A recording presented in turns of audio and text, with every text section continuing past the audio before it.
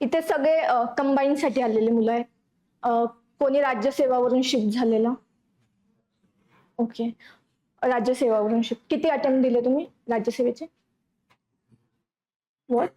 Second, 2 होते. Okay, बाकी freshers किती आहेत जे आता फर्स्ट अटेम्प्ट देतील आणि आता परत रिअटेम्प्ट देणारे? ओके, म्हणजे सगळा मिक्स क्राऊड आहे.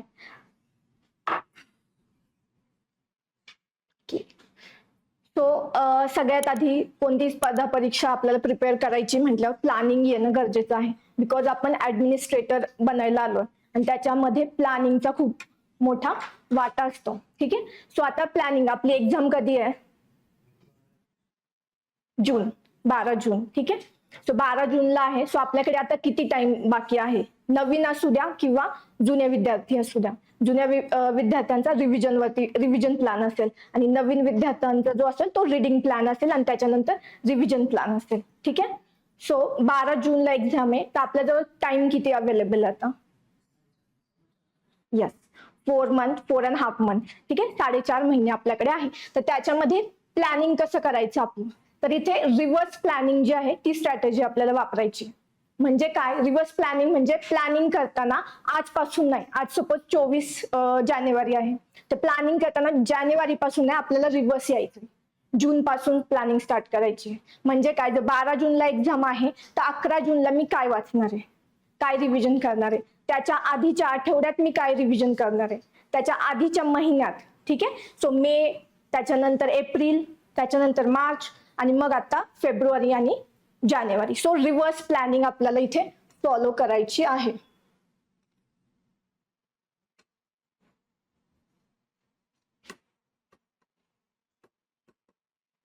ठीक आहे, सो आता 12 जानेवारीला जर पेपर असेल तर आपला 11 जानेवारीचा प्लॅन काय असला पाहिजे? म्हणजे मी जर असते एक्झाम द्यायला तर माझा प्लॅन काय असता? तर 11 जानेवारीला मी त्या सगळ्या इम्पॉर्टंट फॅक्ट्स की ज्या मी विसरतीये परंतु परीक्षेच्या दृष्टीने खूप इम्पॉर्टंट आहे, तर त्या फॅक्ट्सच्या शीट्स माझ्याजवळ रेडी असतील. म्हणजे 11 जानेवारीला माझ्याकडे 15 to 13 पेजेस असतील, 15 ते 30 पेजेस सगळ्या सब्जेक्टचे इन्क्लुडिंग करंट. ठीक आहे, सो 15 पानं माझ्याजवळ असतील, 15 मॅक्झिमम 50 पेजेस एका दिवसात आपण जेवढे रीड करू शकू. ठीक आहे, प्रत्येक सब्जेक्टचे. तर त्या दिवशी 11 जानेवारीला माझ्याकडे त्या नोट्स प्रिपेअर असतील. ह्या मी कधी बनवल्यात? हे 4 महिन्यामध्ये. ठीक आहे, सो त्या दिवशी त्या नोट्स माझ्याकडे प्रिपेअर असतील आणि त्या मी रिवाइज करेल, कारण की कंबाईन मध्ये आपल्याला टाइम लिमिट असतो, 1 तासाचा टाइम आहे आणि त्याच्यामध्ये मॅक्झिमम क्वेश्चन अॅक्युरेट करायचे आणि फॅक्च्युअल डेटा जो आहे तो खूप विचारला जातो आणि आपल्या ब्रेनला सवय असते फॅक्ट्स विसरण्याची. ठीक आहे, सो त्या फॅक्ट्स मी एकदा डोक्यात घालून घेईल त्या दिवशी. ठीक आहे, सो 11 जूनचा आपला हा प्लॅन असेल. त्याच्या आधीच्या आठवड्यात मी प्रत्येक सब्जेक्ट जो आहे तो एका दिवसात फास्ट रिवाइज करून घेईल.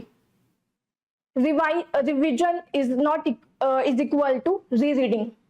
आपल्याला रिव्हिजन म्हणजे काय हे समजत नाही, आपण दरवेळेस रीडिंग करत जातो, रीडिंग आणि त्यामुळे काय होतं, जो ड्युरेशन आहे तो तेवढाच लागतो दरवेळी रिवाइज करायला. सो लक्षात ठेवायचं, reading is not equal to revision, reading.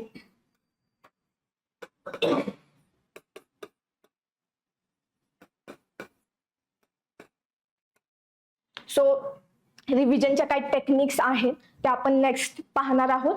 पण मग त्या आठवड्यात, आधीच्या आठवड्यात आपण प्रत्येक सब्जेक्टला एक दिवस देऊन तो पण व्हॅरी करेल. प्रत्येक सब्जेक्टवरती, एखाद्या सब्जेक्टवरती चांगली होल्ड असेल, चांगली रिव्हिजन झाली असेल तर त्याला आपल्याला कमी टाइम लागेल. काही सब्जेक्ट असेल त्याला आपल्याला थोडासा जास्त टाइम लागेल. सो इम्पॉर्टन्स नुसार किंवा स्वतःच्या ॲबिलिटीनुसार आपण तो टाइम अलोकेट करणार आहोत. ठीक आहे, सो 1 आठवडा आधी झाला आपला प्लॅन, म्हणजे किती? 11च्या आधी 10 दिवस गेले सपोज, ते म्हणजे आपण आलो मे महिन्यामध्ये. ठीक आहे, सो मे महिन्यात काय प्लॅन असेल आपल्याला? परत 7 सब्जेक्ट आहेत आपल्याकडे. ठीक आहे, 7 सब्जेक्ट साठी आपण पुन्हा 3 ते 4 दिवस रिव्हिजनला देणार आहोत. उलट जातोय आपण. ठीक आहे, त्याच्यामध्ये थोडीशी डिटेल रिव्हिजन असेल. आपण एक दिवस देऊन फास्ट रिव्हिजन, एक सब्जेक्ट एका दिवसात कव्हर केलं.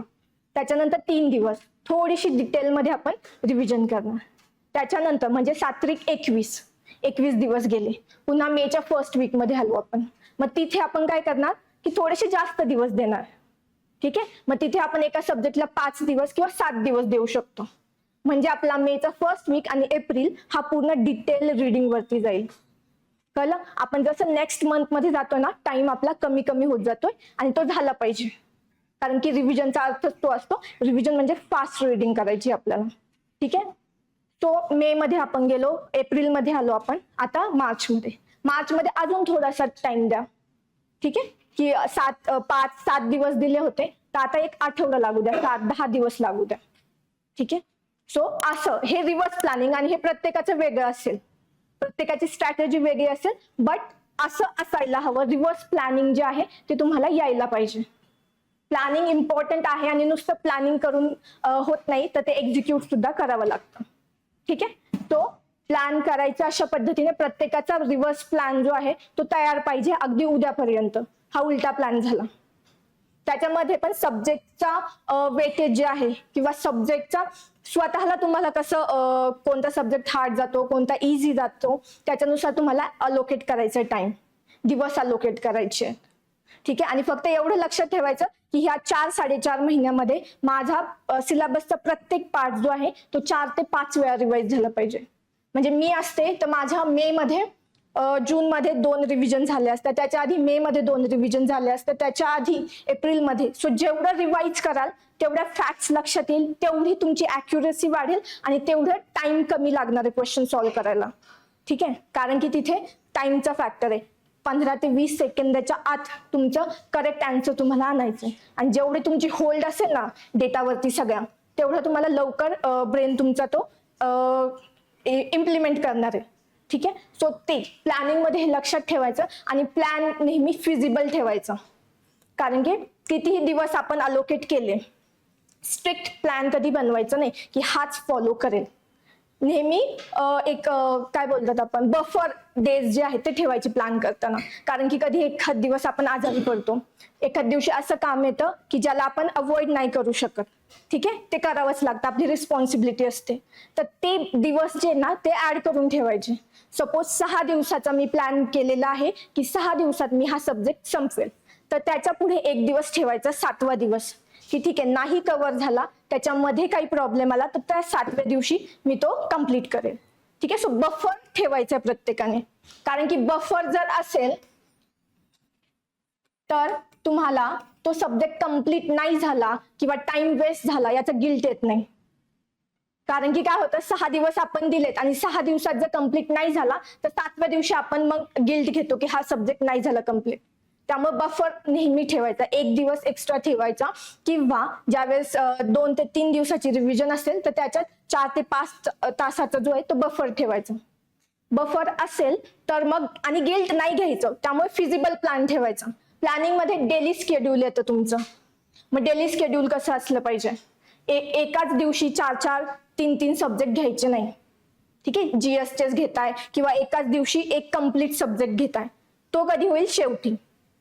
आणि डेली स्केड्यूल मध्ये डेली 10 ते 12 तास ऍव्हरेज स्टडी झाला पाहिजे दररोजचा. ठीक आहे, डेली. मग तुम्ही कोणी सकाळी लवकर उठता, कोणी रात्रीचा लेट अभ्यास करता, तर त्यानुसार टाइम टेबल बनवायचं. आपल्या ज्या ऍक्टिव्हिटीज आहेत डेली ऍक्टिव्हिटी त्याच्यासाठी टाइम काढायचा आहे. हेल्थवरती लक्ष द्यायचं आपल्याला, त्याच्यासाठी टाइम काढायचा आहे. कारण की ऐन वेळेला आजारी पडायला नको. ठीक आहे, सो ह्या सगळ्या गोष्टी प्लॅन करून स्वतःला अॅनलाइज करून आपला स्वतःचा सेपरेट प्लॅन बनला पाहिजे. कोणीही दुसऱ्याला कॉपी करायचं नाही. हा मित्र त्या वेळेत हा सब्जेक्ट वाचतोय तो मी पण सेम करेल, नाही. प्रत्येक जण इथे वेगळा आहे आणि प्रत्येकाचा ब्रेनची कॅपॅसिटी वेगळी आहे, प्रत्येकाचं अॅनलाइज करण्याची कॅपॅसिटी वेगळी आहे. सो प्रत्येकाचा सेपरेट प्लॅन असेल. ठीक आहे, गॉट इट, समजलं. आणि हा प्लॅन तुम्ही आज गेल्यानंतरच करायचा, कारण की आपल्याजवळ हार्डली 4.5 मंथ आहे. तर त्याच्यातच आपल्याला प्रिलिम्स क्रॅक करायची आहे, तेवढा आपला एम आहे. आणि त्यामुळे तेवढं सिरियस व्हायचंय प्लॅनिंग बद्दल. बिकॉज अनप्लॅन असाल तर काहीही उपयोग नाही. आज हिस्ट्री चालू केलंय, बोर झालं, उद्या जिओग्राफी स्टार्ट करतो, राहिलेला हिस्ट्री पुढच्या महिन्यात करतो, असं चालणार नाही. प्लॅनिंग यायला हवी, बिकॉज तुम्ही एक अधिकारी बनायला जाताय आणि अधिकाऱ्याचं हे मेन काम असतं प्लॅन करणे. सो जर स्वतःला प्लॅनिंग करता येत नसेल आणि प्लॅनिंग इम्प्लिमेंट करता येत नसेल तर तुम्ही बाकीच्या लोकांना कसं हँडल करणार, त्यावेळेस कशी प्लॅनिंग करणार. ठीक आहे. सो या गोष्टी इम्प्लिमेंट करायला शिकायचं आहे. Daily schedule. ठीक आहे. आता तुमचं म्हणजे उलट जसं रिव्हर्स प्लॅनिंग सांगितलं त्या पद्धतीने प्लॅनिंग झालं पाहिजे. आजपासून स्वतःचं डेली शेड्यूल आणि जे आठवड्याचं शेड्यूल आहे ते स्वतः बनवून ठेवायचं. बनवून ठेवायचं नाही, ते फॉलो करायचे. ठीक आहे. इम्प्लिमेंट करायला हळूहळू शिकायचंय. सवय लागायला थोडीशी वेळ लागते, पण ती आपल्याला लावून घ्यायची, कारण की त्याचा फायदा आपल्यालाच होणार आहे. ठीक आहे. सो प्लॅनिंग बद्दल कोणाला काही डाऊट्स आहेत का? एनिवन? नाही? क्लिअर? रिव्हर्स प्लॅनिंग जायचं आहे आणि त्या पद्धतीने विषयाचं वेटेज जे असेल किंवा जो काही सिलेबस आहे, PYQ आहे, त्या सगळ्यांना आपल्या शेड्यूलमध्ये घेऊन यायचं. ठीक आहे. Yes. Next, what to read. मग याच्यामध्ये येते आपली बुक लिस्ट.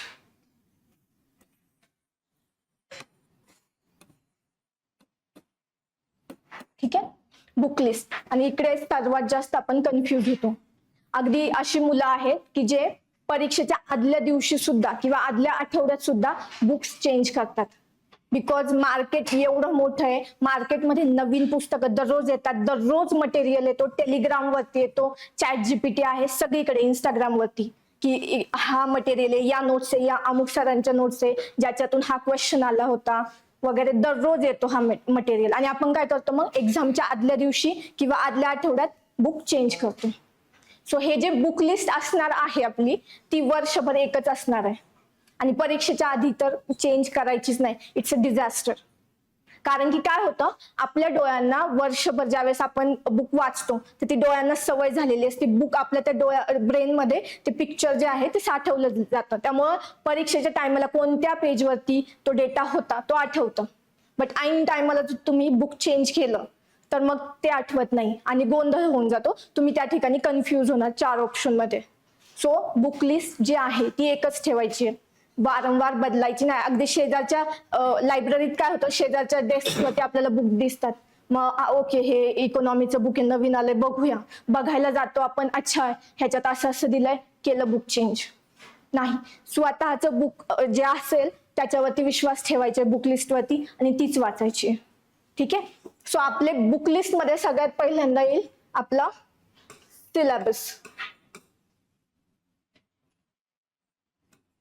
सेकंड येईल PYQ.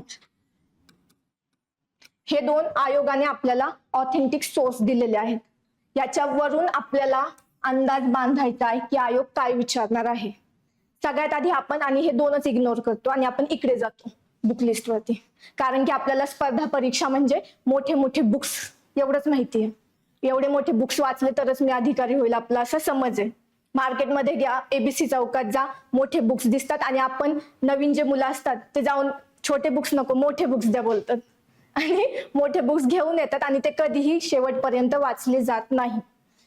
त्यामुळे सगळ्यात आधी बुक लिस्ट मध्ये सिलेबस आणि PYQs येतात, ऑथेंटिक सोर्स आयोगाचे. सिलेबस काय सांगतो की प्रत्येक सब्जेक्ट मध्ये तुम्हाला काय वाचायचंय. ठीक आहे. आपण सिलेबसची फक्त कॉपी काढून आणतो आणि परत वाचत नाही. इव्हन टेबलवरती डेस्कवरती चिटकवलेली असते ती, पण त्याच्याकडे बघत नाही. आपण बुक लिस्ट मध्ये, बुकमध्ये जी इंडेक्स दिलेली जाते ना त्याच्यानुसार आपण जातो. अगदी फर्स्ट पेज पासून प्रस्तावना असते लेखकाची, तिथून ते शेवटी टॉपर्सचे फोटो असतात तिथपर्यंत आपण वाचतो. ठीक आहे. सो बुक्स सगळे वाचायचे नाहीयेत. त्याच्यासाठी आयोगाने सांगितलं की आम्ही हा सोर्स तुमच्यासाठी दिलाय, याच्यातून पहा. तो सिलेबस व्यवस्थितपणे वाचायचे. प्रिलिम्स मध्ये सिलेबस इतका डिफाईन नाहीये, परंतु मेन्स मध्ये सिलेबस डिफाईन आहे. अगदी पॉइंट्स दिलेले आहेत आयोगाने की कशावरती क्वेश्चन विचारला जाईल. ठीक आहे. पॉइंट वाईज दिलेला आहे आणि मेन्स वरती त्याच टॉपिक वरती क्वेश्चन विचारले जातात. सो सिलेबस आपल्याला सांगेल की प्रत्येक सब्जेक्ट मध्ये कोणते टॉपिक्स करायचे, कोणत्या टॉपिकचा किती वेटेज असणार आहे. आणि सेकंड PYQs काय सांगतं आपल्याला, ह्या सिलेबस मध्ये जे टॉपिक दिलेत तर त्यातल्या कोणत्या टॉपिक वरती आम्ही फॅक्च्युअल क्वेश्चन विचारू, कोणत्या टॉपिक वरती आम्ही अनालिटिकल क्वेश्चन विचारू, हे PYQ सांगतं. मुलं काय करतात, PYQ रिपीट करतात, पाठांतर करतात की बुक असते अनेक ठोकळे वगैरे भेटतात बाजारात आणि पीवायक्यू सगळं नवीन मुलं पाठ करायला सुरुवात करतात. पीवायक्यू पाठांतराचा विषय नाही आहे. पीवायक्यू वरून आपल्याला समजून घ्यायचं की आयोग कशा प्रकारे क्वेश्चन बनवतोय. जे ऑप्शन देत आहे तर ते ऑप्शन तशा पद्धतीने का दिले जात आहेत, त्या ऑप्शन वरून आपण क्वेश्चन कसा सॉल्व्ह करायचा हे सगळं पीवायक्यू शिकवतं. आणि मुलं ते पीवायक्यू पाठ करतात. पीवायक्यू खूप क्वचित रिपीट होतात, परंतु पीवायक्यूचा एरिया जो आहे तो रिपीट होतो.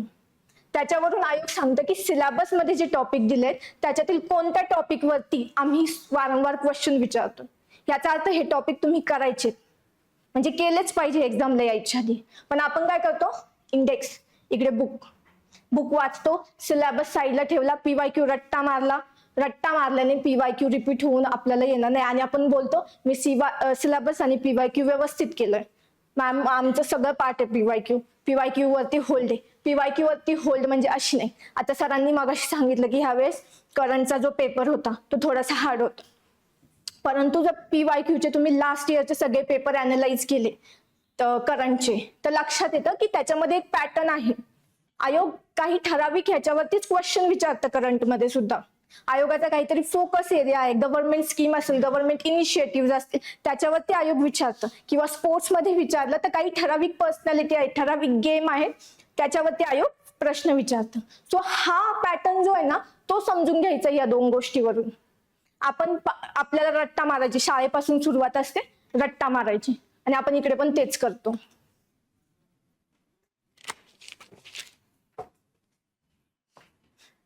त्यामुळे बुकलिस्ट मध्ये जे आहे सगळ्यात आधी आपल्या ह्या दोन गोष्टी आल्या पाहिजे. पीवायक्यूचे एकतर क्वेश्चन पेपरचे झेरॉक्स मारून घ्या किंवा बाजारात सेग्रिगेट फॉर्मॅटमध्ये पीवायक्यू भेटतात तेच जवळ ठेवा. कोणताही टॉपिक करायच्या आधी सिलेबसचा पॉइंट आहे का, आयोगाने त्याच्यावरती क्वेश्चन विचारलेत का, किती वारंवार विचारलेत, या 3 गोष्टी लक्षात घ्यायच्या. एखादं बुक आणलं तुम्ही तर त्याच्यात बघायचं हा पॉइंट आहे का सिलेबसमध्ये, नसेल तर सरळ क्रॉस. माझ्या बुकमध्ये मी डिरेक्टली असे क्रॉस करायचे नाहीच ते हा पॉइंट, कारण की मी नंतर तो वाचायला जायला नको, लक्षच द्यायचं नाहीये, नाहीच इम्पॉर्टंट सिलेबसमध्ये नाहीये तर मी का वाचतो. सो ते नेक्स्ट पीवायक्यू पाहायचे त्या टॉपिक वरती किती वारंवार येत आहेत, फ्रिक्वेन्सी काय आहे त्याची, आणि कशा पद्धतीने फॅक्ट्स विचारतात त्याच्यावरती की अनालिटिकल क्वेश्चन विचारतात, कन्सेप्ट विचारतात, ते बघायचं. सो हे दोन्ही सोबत ठेवायचे आणि मग बुक लिस्ट कडे जायचं. ठीक आहे. सो बुक लिस्ट मध्ये सगळ्यात आधी एक बेसिक बुक असेल. बेसिक म्हणजे काय, असं बुक ज्याच्यातून तुमच्या त्या सब्जेक्टच्या कन्सेप्ट क्लिअर होतील. ठीक आहे. बुक लिस्ट घेताना एक गोष्ट लक्षात ठेवायची, बुक मध्ये लँग्वेज जी असणार आहे ती प्रत्येकाची वेगवेगळी असणार आहे आणि प्रत्येकालाच ती लँग्वेज सहजपणे समजेल असं नाही. काही लोकांना ती लँग्वेज, एखादं बुक सगळे रेफर करतायत परंतु मला ती लँग्वेज समजायला अवघड जाते, सो इट्स ओके, आपण दुसरं बुक बघायचं. जी लँग्वेज मला समजती बुकची, पुस्तकात अनेक गोष्टी काही कॉम्प्लिकेट फॉर्मॅटमध्ये दिलेल्या असतात, सो नाही समजत त्या. सो बेसिक बुक आपलं असं पाहिजे की ज्याची लँग्वेज मला समजतीये, अंडरस्टँड करायला इझी आहे. सगळे बुक घेतात म्हणून आपण बुक घ्यायचं नाही. मित्राचं एखादं बुक वाचून बघा की हा समजती मला ही लँग्वेज, तरच ते बुक बाय करा. उगाच बुक खरेदी करून ठेवू नका, कारण की जर समजायला इझी असेल बुक तरच आपण अभ्यास करू, कॉम्प्लिकेट असेल तर कॉम्प्लिकेट म्हणून ते आपण इग्नोर करू. ठीक आहे. सो एक बेसिक बुक असेल प्रत्येक सब्जेक्टचं, ज्याची लँग्वेज आपल्याला समजून येईल. ठीक आहे. नेक्स्ट, आता तुम्ही इतर बुक जे आहे या बेसिक बुक मध्ये जो सिलेबसचा पार्ट व्यवस्थित दिलेला नाहीये किंवा असा पार्ट की ज्याच्यावरती आयोगाने क्वेश्चन विचारलेत पण ह्या बुक मध्ये ती माहिती नाहीये. ठीक आहे. तर ह्यासाठी इतर एखादं बुक जे आहे, ठीक आहे, ते तुम्ही रेफर करायचं आहे, कोणतंही असू द्या, पण ते वाचायचं नाहीये. हे बुक तुम्ही वाचणार नाहीये. या बुक मधला सपोज इकॉनॉमी मध्ये एखादा टॉपिक असेल HDI, ह्युमन डेव्हलपमेंट इंडेक्स. ठीक आहे. आणि मी एखादं बुक घेतलं, हे बेसिक बुक, ज्याच्यामध्ये ह्याच्यावरती फक्त 2 लाईन्स दिलेल्या आहेत, परंतु मला माहितीये आयोग ह्याच्यावरती दरवर्षी क्वेश्चन विचारतो. सो मी काय करणार, दुसरं जे बुक असेल तर त्याच्यातून फक्त डिरेक्टली जाणार या टॉपिक वरती आणि या टॉपिकचा जो डेटा आहे तुम्ही माझ्या या बुक मध्ये ऍड करणार. ठीक आहे. सो असं करायचं. मुलं काय करतात, ह्याच्यात हा टॉपिक नाही ना, मग हे दुसरं बुक जे आहे ना ते सुद्धा वाचतात. दोन दोन बुक वाचतात. असं करायचं नाहीये. एक बेसिक ठेवायचं आणि त्याच्यामध्ये डेटा ऍड करत जायचं. नवीन बुक वाचायचं नाही. हे ब्लंडर सगळेजण करतात ज्यांना माहिती नाही ते, आणि त्यामुळे आपण कट ऑफच्या खाली येतो. कारण की आपण फक्त रिडिंग वरती भर देतो. Reading is not important. ठीक आहे, स्ट्रॅटेजी इम्पॉर्टंट आहे. तुम्ही काय वाचता, सिलेबसला धरून आणि PYQ ला धरून जर तुम्ही या पद्धतीने बुक सिलेक्ट करून ठेवला तर तुमची रिव्हिजन खूप होईल. आता 2 बुक वाचायला तुम्हाला खूप वेळ लागेल, परंतु हे बुक तुम्ही वर्षभर वाचताय आणि त्याला सोबत तुम्ही या बुक मधून डेटा ऍड केलाय तर तुमच्याकडे भरपूर डेटा होऊन जातो. त्यामुळे त्या टॉपिक पाहायचा आहे आणि टॉपिक वरती डेटा गोळा करायचा आहे. बुक नुसार जायचं नाही. सो प्रत्येक सब्जेक्टसाठी बुक लिस्ट जे आहे की एक बेसिक बुक जे तुम्हाला अंडरस्टँड होईल, ज्याची लँग्वेज तुम्हाला समजेल ते ठेवायचंय. आणि अशा पद्धतीने दुसरं बुक जे आहे ते फक्त रेफरन्स बुक म्हणून यूज करायचं. फक्त रेफर करायचं त्या टॉपिकसाठी ज्याचा डेटा आपल्याकडे आपल्या बुकमध्ये दिलेला नाहीये. ठीक आहे, क्लिअर? अजून काही बुक लिस्ट वरती डाऊट? आणि ऐन टायमाला आदल्या दिवशी कितीही चांगल्या नोट्स समोर येऊ दे, वाचायच्या नाही. दुसरं एक येतं ते म्हणजे 1 डे रिव्हिजन बॅच चालू होतात एक्झामच्या आधी, बरोबर? करंटच्या असेल किंवा प्रत्येक सब्जेक्टच्या, आणि ₹1 ₹2 त्या बॅच ठेवलेल्या असतात. मग आपण काय करतो की फुल डे एक दिवस जायचा, पूर्ण ते पाहायचं, तिथे परत नोट्स दिल्या जातात, आपल्या नोट्स मागे ठेवायच्या, ह्या वाचायला सुरुवात करायचं. मिस्टेक, खूप हेवी मिस्टेक. आपल्या अभ्यासावरती, आपल्या सोर्सवरती विश्वासच नाहीये. कोणी आपल्याला लालच दाखवतंय या आणि बसा, आणि आपण त्याला बळी पडतोय. मार्केट पैसा कमवण्यासाठी आहे. ठीक आहे, इकडे लोक चालवतात कारण की पैसा कमवायचा. आपण कशासाठी आलोय? पोस्टसाठी आलोय. सो आपल्याला ह्या स्ट्रॅटेजी समजल्या पाहिजे. आपल्या अभ्यासावर, आपल्या सोर्सवरती जो आहे विश्वास ठेवला पाहिजे. आणि ज्यावेळेस तुम्ही याला धरून जाल ना त्यावेळेस तुमचा सोर्सवरती विश्वास पडेल. नाहीतर, कारण की प्रत्येक ह्याच्यामध्ये जा की एक्झाम नंतर छोट्या छोट्या कोपऱ्यात दिलेले असतात फोटो, स्क्रीनशॉट पाठवतात की आमच्या बुक मधून आलेलं. ठीक आहे, पण तो पार्ट जो आहे बुकच्या एकदम छोट्या भागात दिलेला असतो. आणि मुलं नेक्स्ट टाइम काय करणार? माझं बुक सोडणार आणि या बुक वरती जाणार. याच्यातून एक क्वेश्चन आला होता, आयोगाने बुक लिस्ट दिली आहे का? नाही दिली. आयोग कुठूनही क्वेश्चन विचारू शकतो, बट ह्यालाच धरून विचारणार आहे. सो जे काही आहे सिलेबसचा सोर्स, जो सिलेबस असेल, आपली बुक लिस्ट आहे ती डिफाईन करायची आणि त्याच्यावरतीच फोकस करायचं. उगाच सगळे लोक एका दिशेने चाललेत त्यामुळे जायचं नाही. मी आतापर्यंत एकही 1 डे बॅच असेल, कोणतंही काय असेल केलं नाही. मी ज्यावेळेस लायब्ररी येते माझ्याजवळ, मी UPSC केलेली आहे, MPSC राज्यसेवा केलेली आहे आणि कंबाईनच्या पण मी मेन्स दिलेल्या आहे. तर माझ्याकडे प्रत्येक सब्जेक्टसाठी एकच बुक होतं आणि ते मी 2019 मध्ये ज्यावेळेस स्टडी चालू केला होता तेव्हापासून एकच बुक होतं. इवन मी रिवाइज एडिशन पण घेतलेली नव्हती, एडिशन. ठीक आहे, सो त्याच टाइमचे बुक्स आहेत. फक्त माझं काय होतं की जे काही नवीन आलंय ते जुन्या बुक मध्ये मी ऍड करेल, कारण की माझ्या डोळ्यांना ती सवय झाली होती की ह्या पेजवर इथे हा डेटा आहे. सो ते बुक माझ्या अजूनही डोक्यात आहेत. मी अजूनही सांगू शकते की अमुक अमुक क्वेश्चन किंवा अमुक अमुक डेटा कोणत्या पेजवर कोणत्या ठिकाणी दिलेला आहे. सो हे गरजेचं आहे. त्यामुळे पुण्यामध्ये आल्यावर बरेच मुलं जे घरून करतात त्यांना या गोष्टी माहीत नसतात, पण पुण्यात आल्यावर या गोष्टी आपल्याला समजतात आणि आपण इन्फ्लुएन्स होतो. शेजारची मुलं जात आहेत, त्याने सांगितलं अमुक अमुक सर खूप चांगलं शिकवतायत, जाऊ 1 डेला जाऊ, किंवा 15 दिवसाची बॅच आहे, 2 तासाची बॅच आहे, त्याच्यात सगळं कव्हर होईल. नाही, आपल्याला स्वतः अभ्यास करायचा आहे. जेवढं तुम्ही एफर्ट घ्याल ना तेवढा रिझल्ट येणार आहे. व्हिडिओ पाहून किंवा एका बॅचला जाऊन नाही. तुम्ही ते केलं तर ते रिवाइज केलं पाहिजे वारंवार. जेवढं रिव्हिजन तेवढं तुमच्या ब्रेनला लवकर रिकॉल होणार आहे ते. ठीक आहे, सो बुक लिस्ट आजच ठरवायची आहे आणि पुढचे 4.5 महिने चेंज करायची नाहीये, अजिबात नाही. कितीही चांगलं एवढं बुक, कोणी म्हणू द्या की ह्याच्यातून 15 पैकी 15 क्वेश्चन येणार आहेत, तरीही चेंज करायची नाही. ठीक आहे, फक्त एवढं लक्षात ठेवायचे ह्या बुक्स मध्ये सिलेबस आणि PYQ कव्हर झालेले आहेत. PYQ पाठ करायचे नाही, रट्टा मारायचा नाही, ऑप्शन कसे दिलेत, टॉपिक कसा, क्वेश्चन कसे विचारलेत ते अनालाइज करायचे. ठीक आहे, काही डाऊट बुकलिस्ट बद्दल? नाही आहे? मागे नाही? क्लिअर? म्हणजे पीवायक्यूचं विश्लेषणाचं पुस्तक वाचतं. हा, त्याच्यातलं म्हणजे ते किती इम्पॉर्टन्स आहे म्हणजे. ओके. विश्लेषण जे दिलेलं असतं तेच होतं की आपण काय करतो त्याच्यामध्ये पुन्हा विश्लेषणाचं बुक ज्यावेळेस वाचतो, पीवायक्यू दिलाय त्याच्या खाली डेटा जो आहे तो परत पाठांतराला सुरुवात करतो. तेच जे विश्लेषण जर वाचताय तुम्ही तर आपल्या ह्याच्यामध्ये बुकमध्ये जो डेटा नाहीये ना तोच फक्त तिथून घ्यायचा आहे.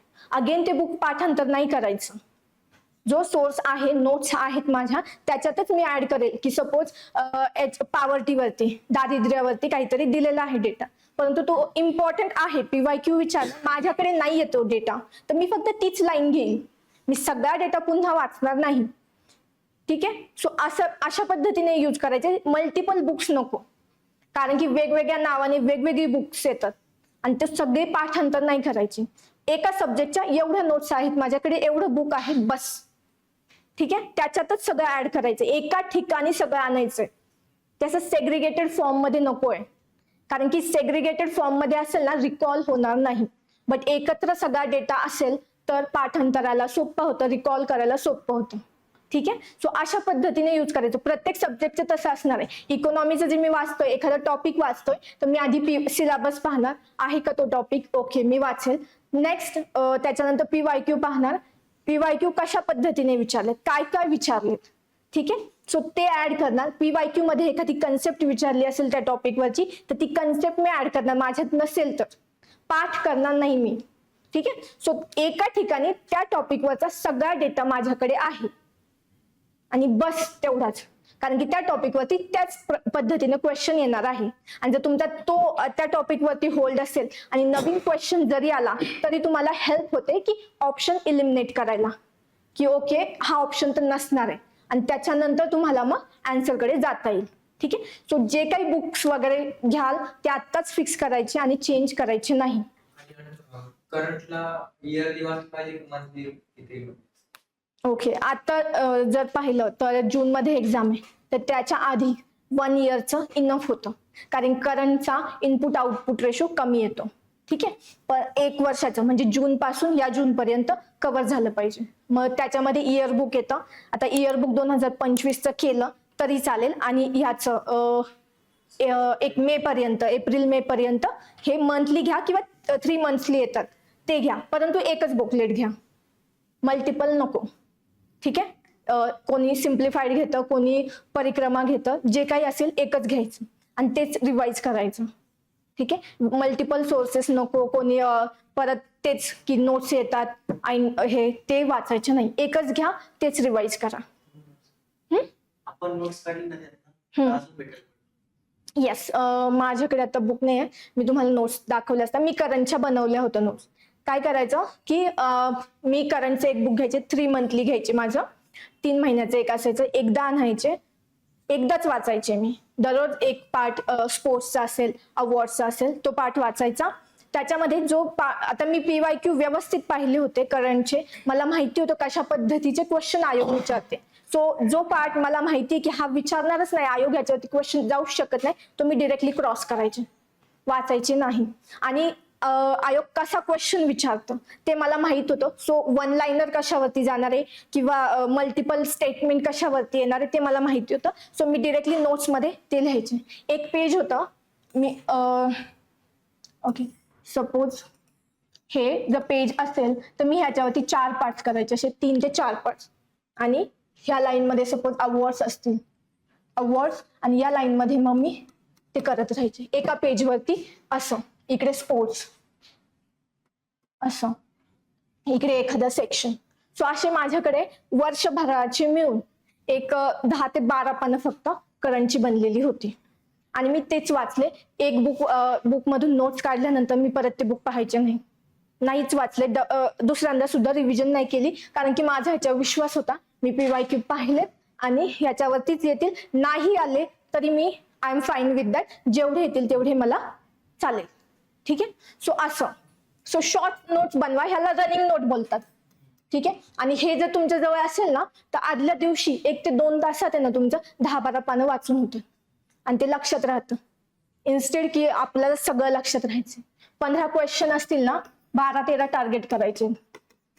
त्याच्यात ऑब्व्हियसली 5 क्वेश्चन जे असणार आहे ते खूप हार्ड असणार आहे, जे कोणालाच येणार नाही आणि एखाद्याला लॉजिक वरती सॉल्व्ह होईल. तर आपण तयारी एवढ्याचीच करायची आहे. मुलं काय करतात, 15 पैकी जे हार्ड 5 आहेत ना त्याला टार्गेट करतात. त्याला टार्गेट नाही करायचं. जे सगळ्यांना येतंय ते मला आलं पाहिजे, जे सगळ्यांना येतच नाही ते मला नाही आलं तरी चालेल. सो ह्याच्याबद्दल फाईन राहायचं. क्वेश्चन इगोवरती घ्यायचा नाही स्वतःच्या, की क्वेश्चन आयोगाने टाकलाय मग मला सॉल्व्हच करता आला पाहिजे. कोणते क्वेश्चन स्किप करायचेत आणि कोणते अटेम्प्ट करायचे ते लक्षात ठेवलं आलं पाहिजे आपलं पेपरमध्ये. लास्ट इयर 2023चा करंटचा सेक्शन अगेन अवघड होता, तर बरेच मुलं आणि मध्यभागी टाकला होता तो क्वेश्चन करंटचा सेक्शन. येस, तर मुलांनी काय केलं, आधीचे सॉल्व्ह केले आणि करंट वरती जाऊन अडकले. मी पण होते पेपरला. मी पाहिलं ओके करंटचा अवघड आहे, काहीच दिसत नाही ओळखीचं. मी सेक्शन स्किप केला. जे खूप इझी क्वेश्चन होते ते मी केले 2-3 सॉल्व्ह. सो स्किप केला पूर्ण. नंतर सी सॅटचे इझी होते ते सॉल्व्ह केले. बट जे मुलं करंट वरतीच अडकली, ती सी सॅट प्रत्येक क्वेश्चन की आलाच पाहिजे, इगोवरती घेतात क्वेश्चन आणि तो आलाच पाहिजे असं होतं मुलांचं. सो त्यांनी त्या सेक्शन वरती जास्त टाइम लावला आणि मग काय झालं, सी सॅटला टाइम कमी पडला, सी सॅटला अटेम्प्ट कमी झाला. ठीक आहे. सो हे सायन्सचा सोपा होता, सायन्सला टाइम कमी पुरला. सो हे होतं. त्यामुळे ऐन पेपरला आपल्याला काय करायचंय हे लक्षात आलं पाहिजे. कोणता स्किप करायचाय, कोणता अटेम्प्ट करायचाय, कोणत्या याला किती टाइम द्यायचा हे समजलं पाहिजे. आणि ही स्ट्रॅटेजी असते. फक्त बुक वाचणं म्हणजे बुक वाचून स्पर्धा परीक्षा पास होईल असं नाही. हे सगळ्या गोष्टी हँडल करायला आलं पाहिजे. प्रेशर हँडलिंग, स्ट्रेस हँडलिंग, ठीक आहे, ह्या सगळ्या गोष्टी आल्या पाहिजे. ठीक आहे. सो बुक लिस्ट बद्दल कोणाला काही डाऊट नाही? ठीक आहे. Next, what to read. Again मी सांगितलं त्याच पद्धतीने काय वाचायचंय हे सिलेबस आणि PYQ वरून आपल्याला समजणार आहे. ठीक आहे. आणि बुक लिस्ट आपण डिफाईन केलेली आहे, तीच बुक लिस्ट आपली 4.5 महिने राहणार आहे. ठीक आहे. त्यामुळे बुक्स घेताना घाई करायची नाही. व्यवस्थित बुक्स पाहायचे आणि त्याच्यानंतर खरेदी करायचे. माझ्याकडे खूप सारे बुक्स आहेत जे मी घेऊन ठेवले टॉपर्सचे वगैरे ऐकून, पण मी ते वाचलेले नाही. ठीक आहे. नेक्स्ट, की टॉपर्सची जी स्ट्रॅटेजी आहे सांगितलेली जशीच्या तशी फॉलो करायची नाही, ब्लाइंडली फॉलो करायची नाही. ती आपल्याला किती ऍप्लिकेबल होते ते पाहायचं.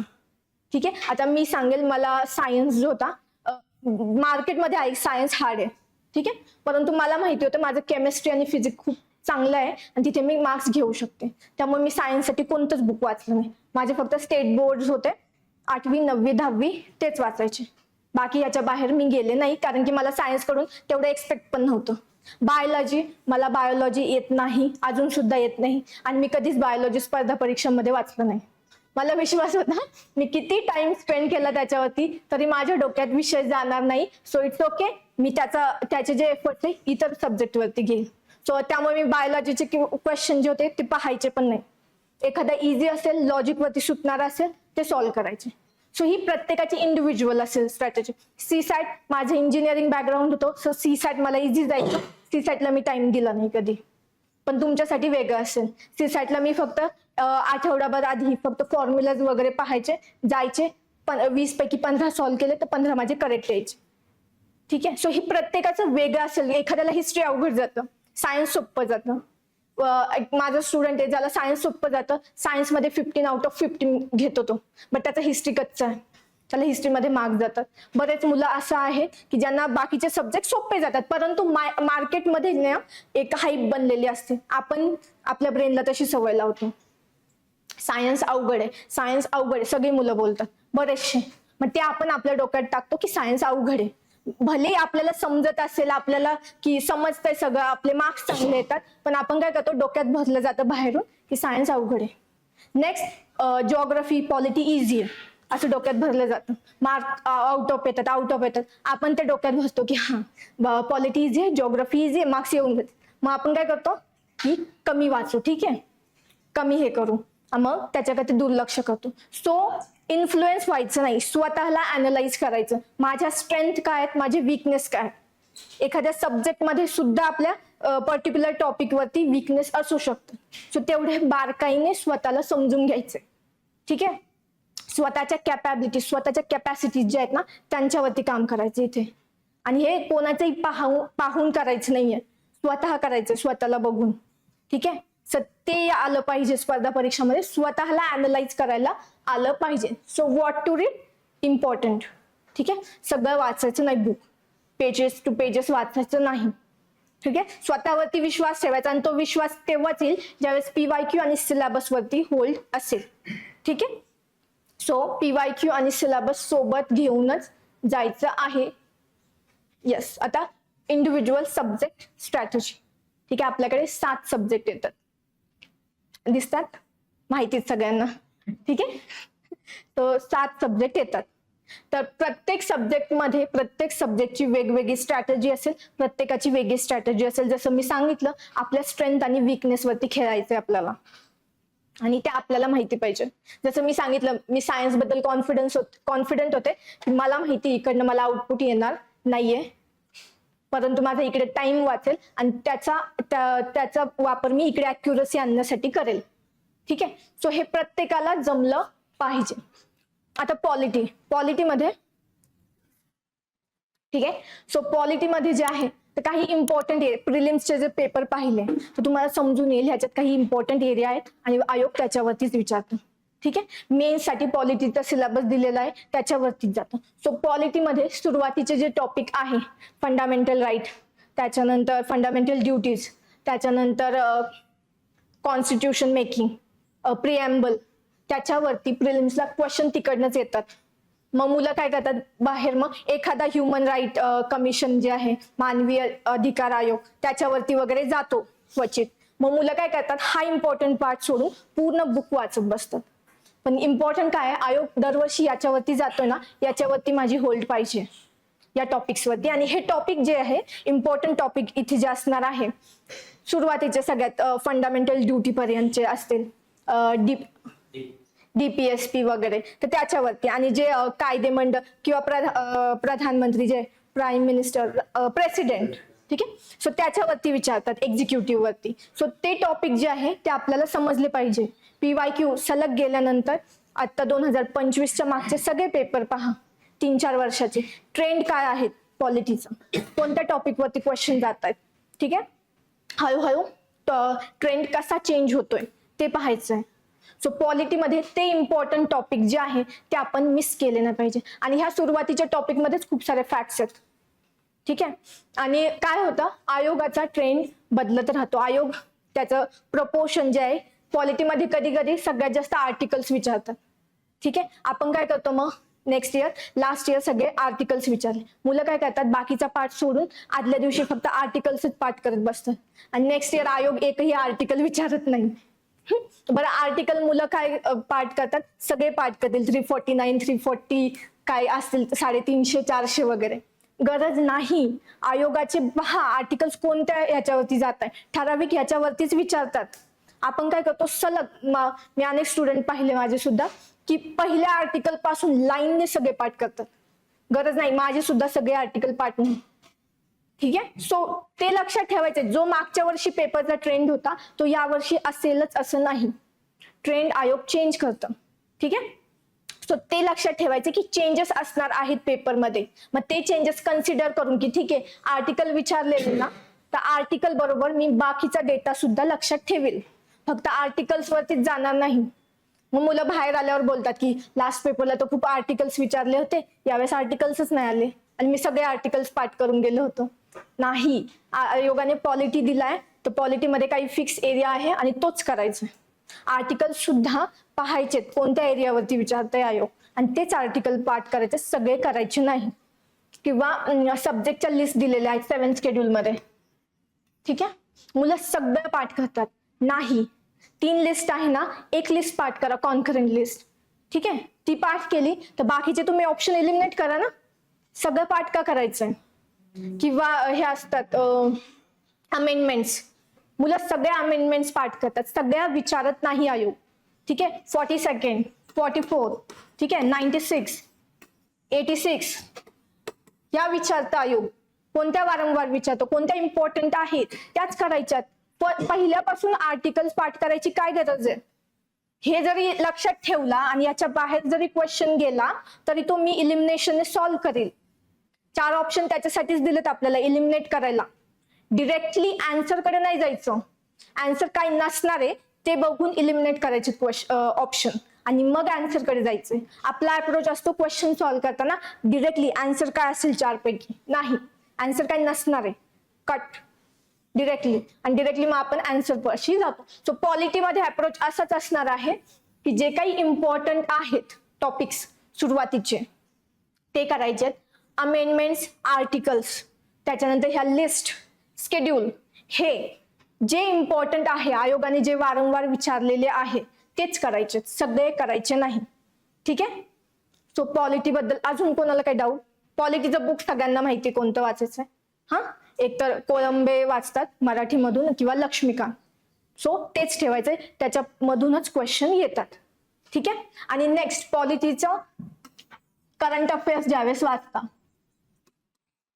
तर मुलं काय करतात, सपोज राष्ट्रपतीची निवड टॉपिक दिलेला आहे, नवीन राष्ट्रपती आले किंवा गव्हर्नर आले, तर मुलं काय करतात त्याच्याबद्दल करंट मध्ये काय दिलेलं आहे सगळं दिलं जातं त्या बुकमध्ये, की कोणत्या आर्टिकल थ्रू होतं, पद्धत काय, त्याची इम्पिचमेंट काढून टाकण्याची प्रोसिजर काय, ते सगळं करतात. गरज नाही, ते आपण ऑलरेडी पॉलिटीच्या स्टॅटिक बुक मधून कव्हर करणार आहोत.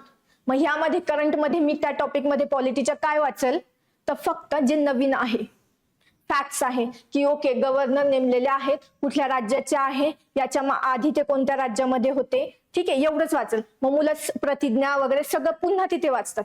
रिपिटेशन करायची गरज नाही. एक टॉपिक एकाच ह्याच्यातून वाचायचा, फक्त नवीन काय ते वाचायचं पॉलिटीमध्ये. सेम इकॉनॉमिक करंटमध्ये तोच अप्रोच असणार आहे. स्टॅटिक जे आहे ह्याच्यातलं ते करायचं नाही, तिकडे जे नवीन आहे तेच करायचं.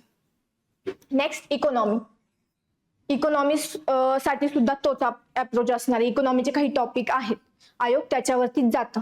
फक्त इकॉनॉमीमध्ये फॅक्ट्स आणि कन्सेप्ट दोन्ही येतात, तर फॅक्ट्स आणि कन्सेप्ट दोघांना धरून जायचं आहे.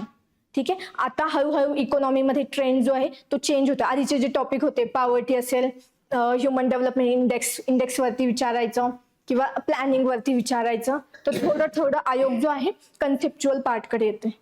तर मग आपला तसा शिफ्ट झाला पाहिजे स्लोली. ठीक आहे. तो पार्ट म्हणजे सोडून द्यायचा का नाही, तो पण करायचा, फक्त ट्रेंड लक्षात घ्यायची की ओके ऍग्रिकल्चर वरती विचारते किंवा डेव्हलपमेंट वरती विचारते, सस्टेनेबल डेव्हलपमेंट, ग्रीन GDP, हे इव्हॉल्विंग एरिया आहेत तर त्याच्या विचारते, तर ते आपलं पाहिजे. आणि हे जे 4-4.5 महिने आहेत तर याच्यामध्ये तुम्ही प्रत्येक सब्जेक्टच्या रनिंग नोट्स बनवायच्यात. ते आपण नोट्सच्या पार्टमध्ये मी सांगते कशा बनवायच्या. ठीक आहे. सो इकॉनॉमीमध्ये इम्पॉर्टंट एरिया आहेत तेच कव्हर करायचे.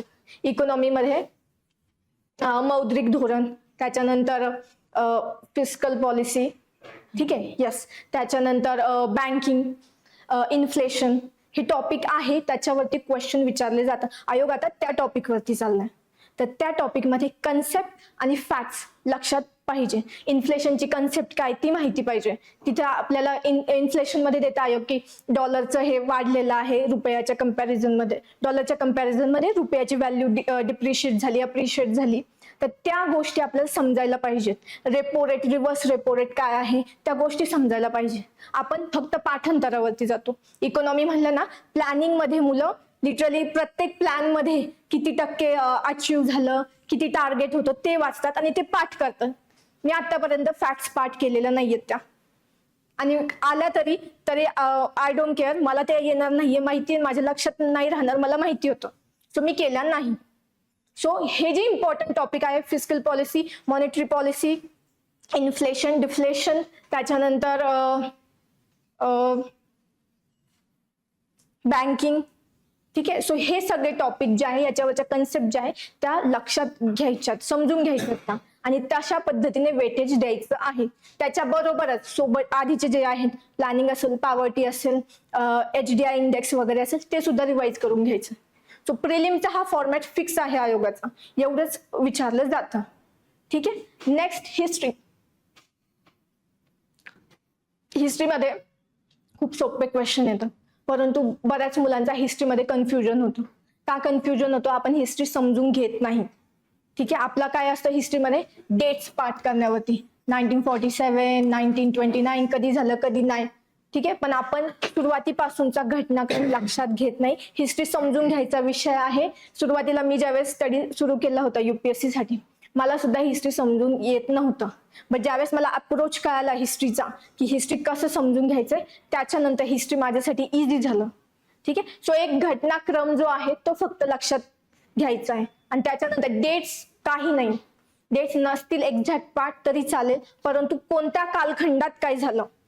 ठीक आहे, 1905च्या आधी झालं, नंतर झालं, 1920च्या आधी झालं, नंतर झालं. तर एका डिकेडमध्ये, दशकात काय घटना झाल्या तर त्या फक्त एका पेजवरती अशा लिहून काढायच्या.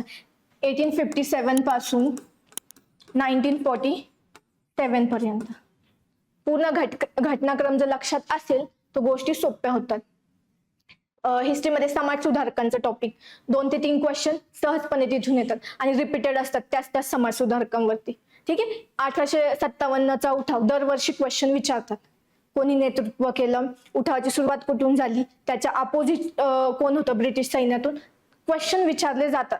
आणि आपण हा एरिया सोडून अवघड क्वेश्चन ज्या टॉपिकवरती विचारला तिकडे जातो. सो 1857चा उठाव, त्याच्यानंतर काँग्रेसची स्थापना, त्याच्या आधी शेतकऱ्यांचा उठाव, आदिवासींचे उठाव, त्याच्यानंतर काँग्रेसची स्थापना, काँग्रेसची अधिवेशन, पहिलं अधिवेशन ब्रिटिश कोण होतं हे करणारे अध्यक्ष, त्याच्यानंतर महिला कोण होते, मुस्लिम कोण होतं, काँग्रेस, त्याच्यानंतर 1905ची कोणती चळवळ, 1905ला लोकमान्य टिळकांनी सुरू केलेली स्वदेशी चळवळ. ठीक आहे, हा, मग ती बंगालची फायनी 1905ची, त्याच्यानंतर 1911ला दिल्लीला आपलं राजधानी शिफ्ट केली, त्याच्यानंतर 1916चा लखनौ पॅक्ट, 1920 जालियनवाला बाग असहकार चळवळ, त्याच्यानंतर स्वराज्य पार्टीची स्थापना 1922, त्याच्यानंतर 1929-27ची सायमन कमिशन, 29चा लाहोर अधिवेशन, 30ला सविनय कायदेभंग, 31ला पुन्हा गोलमेज परिषदा 3, त्याच्यानंतर हरिजन सभेची स्थापना, पुन्हा पॅक्ट, त्याच्यानंतर 35चा कायदा, 1939 मध्ये पुन्हा इंडिव्हिज्युअल सत्याग्रह, वर्ल्ड वॉर 2चा काळ, त्याच्यानंतर पुन्हा चले जाओ, त्याच्यानंतर 1945ला सुभाषचंद्र बोस यांची ते इंडियन आर्मी जी होती तर त्यांची शिक्षा, 1947चा.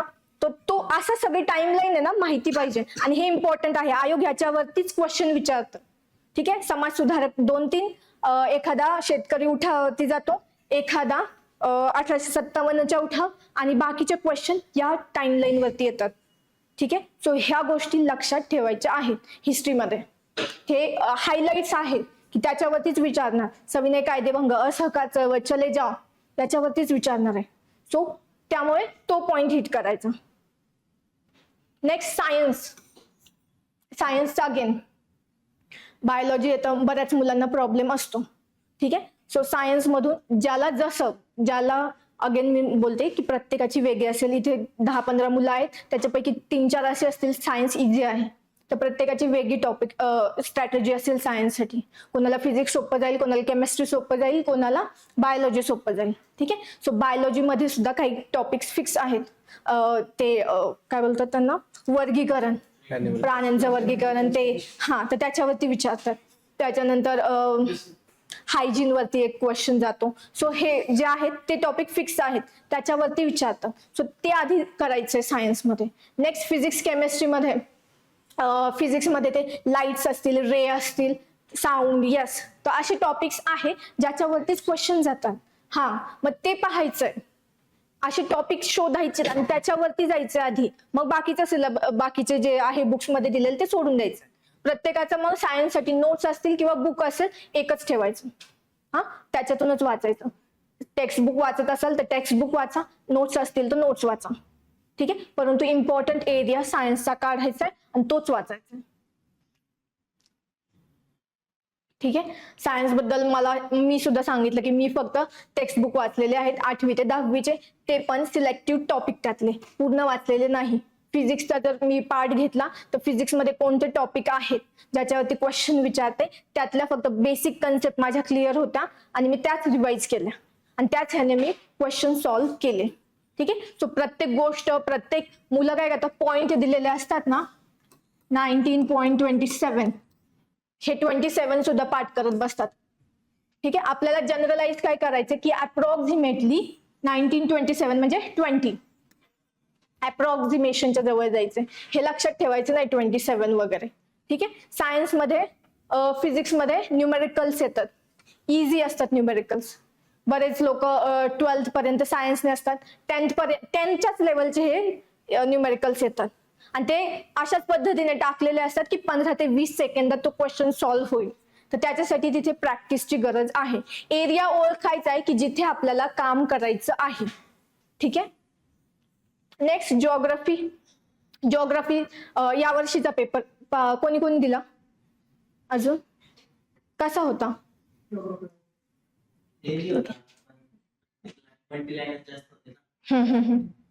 तुमचा एक्सपिरियन्स?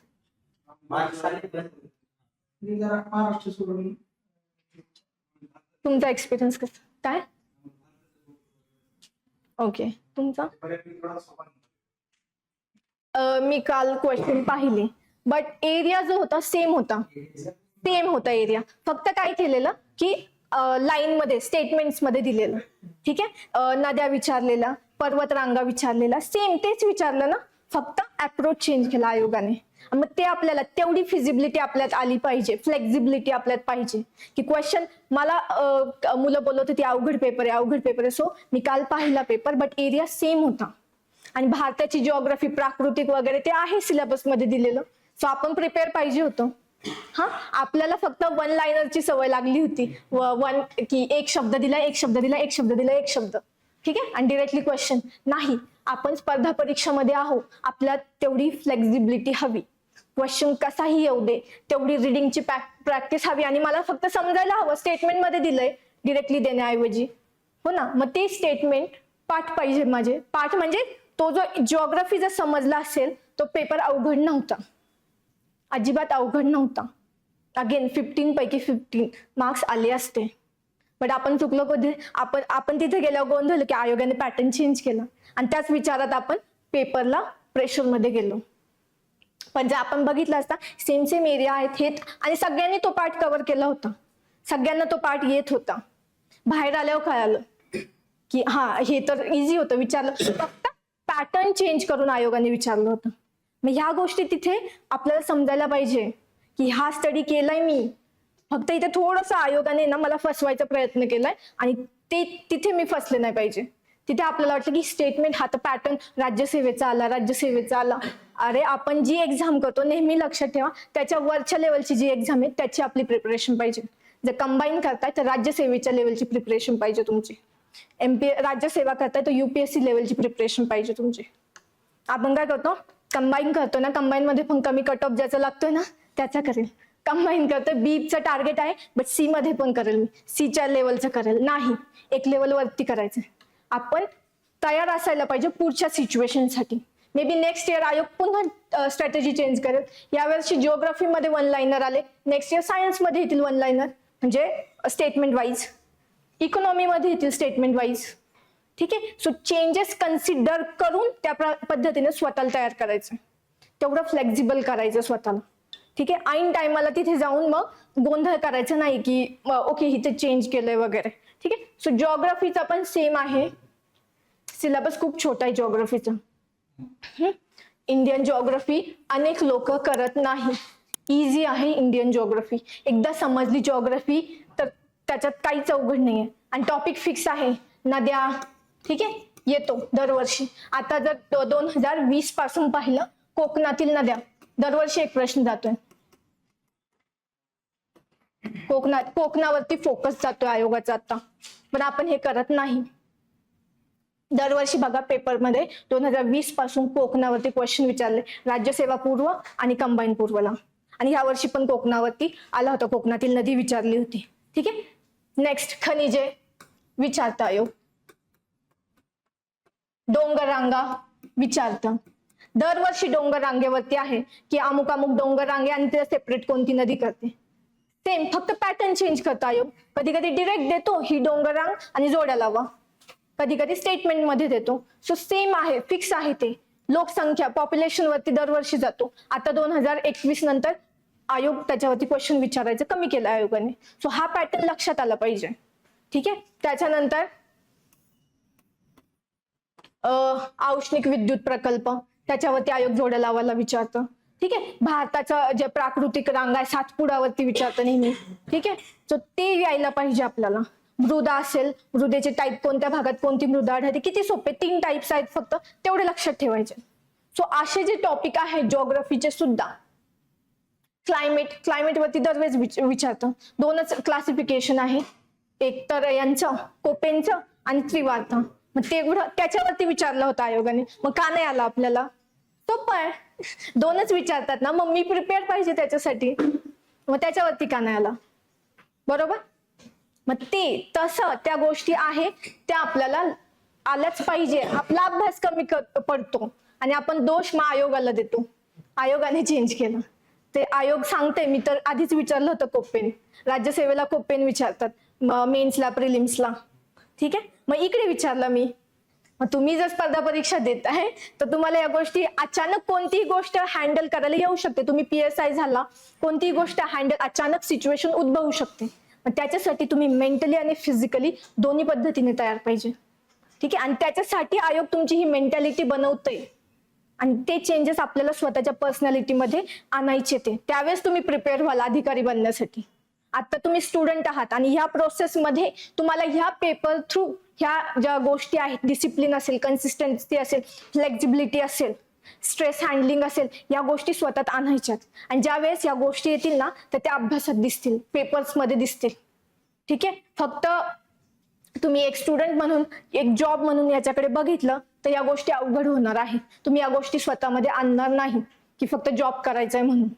ठीक आहे. सो पर्पज लक्षात घ्या की ही परीक्षा मी का देतोय, कारण मला अधिकारी बनायचंय. पुढे जाऊन माझ्या रिस्पॉन्सिबिलिटीज काय, माझ्या ड्युटीज काय, त्या हँडल करायला मी आज प्रिपेअर आहे का. मग माझ्यात कोणत्या गोष्टी लॅक करतात, त्या गोष्टी मी स्वतः टाकतोय का ह्या प्रिपरेशन मध्ये. आणि आयोग पेपर थ्रू ह्याच गोष्टी चेक करते तुमच्या. जे हँडल करू शकत नाही प्रेशर, जे चेंजेसला स्वतःला बदलू शकत नाही, ते परीक्षेच्या कट ऑफच्या खाली. ठीक आहे. सो हे लक्षात ठेवायचं. जिओग्राफीमध्ये टॉपिक फिक्स आहे, खूप छोटा सिलेबस आहे. आता मेन्सला रिमोट सेन्सिंग वगैरे ऍड झालंय, इन्व्हायरमेंट ऍड झालेलं आहे. आणि मी स्वतः इकडे जिओग्राफी शिकवणार आहे, तर ह्या सगळ्या गोष्टी मी कव्हर करणार आहे. किती महिने शिकवणार? महिने माझा सिलेबस आहे. जिओग्राफीचा प्रिलिम्स आणि मेन्स दोन्ही कव्हर करणार, इन्व्हायरमेंट प्रिलिम्स मेन्स कव्हर करणार आणि करंट अफेअर्स. त्यामुळे माझं सुरुवातीला माझा सब्जेक्ट आहे जिओग्राफी आणि मी इकडे वर्षभर असणार आहे.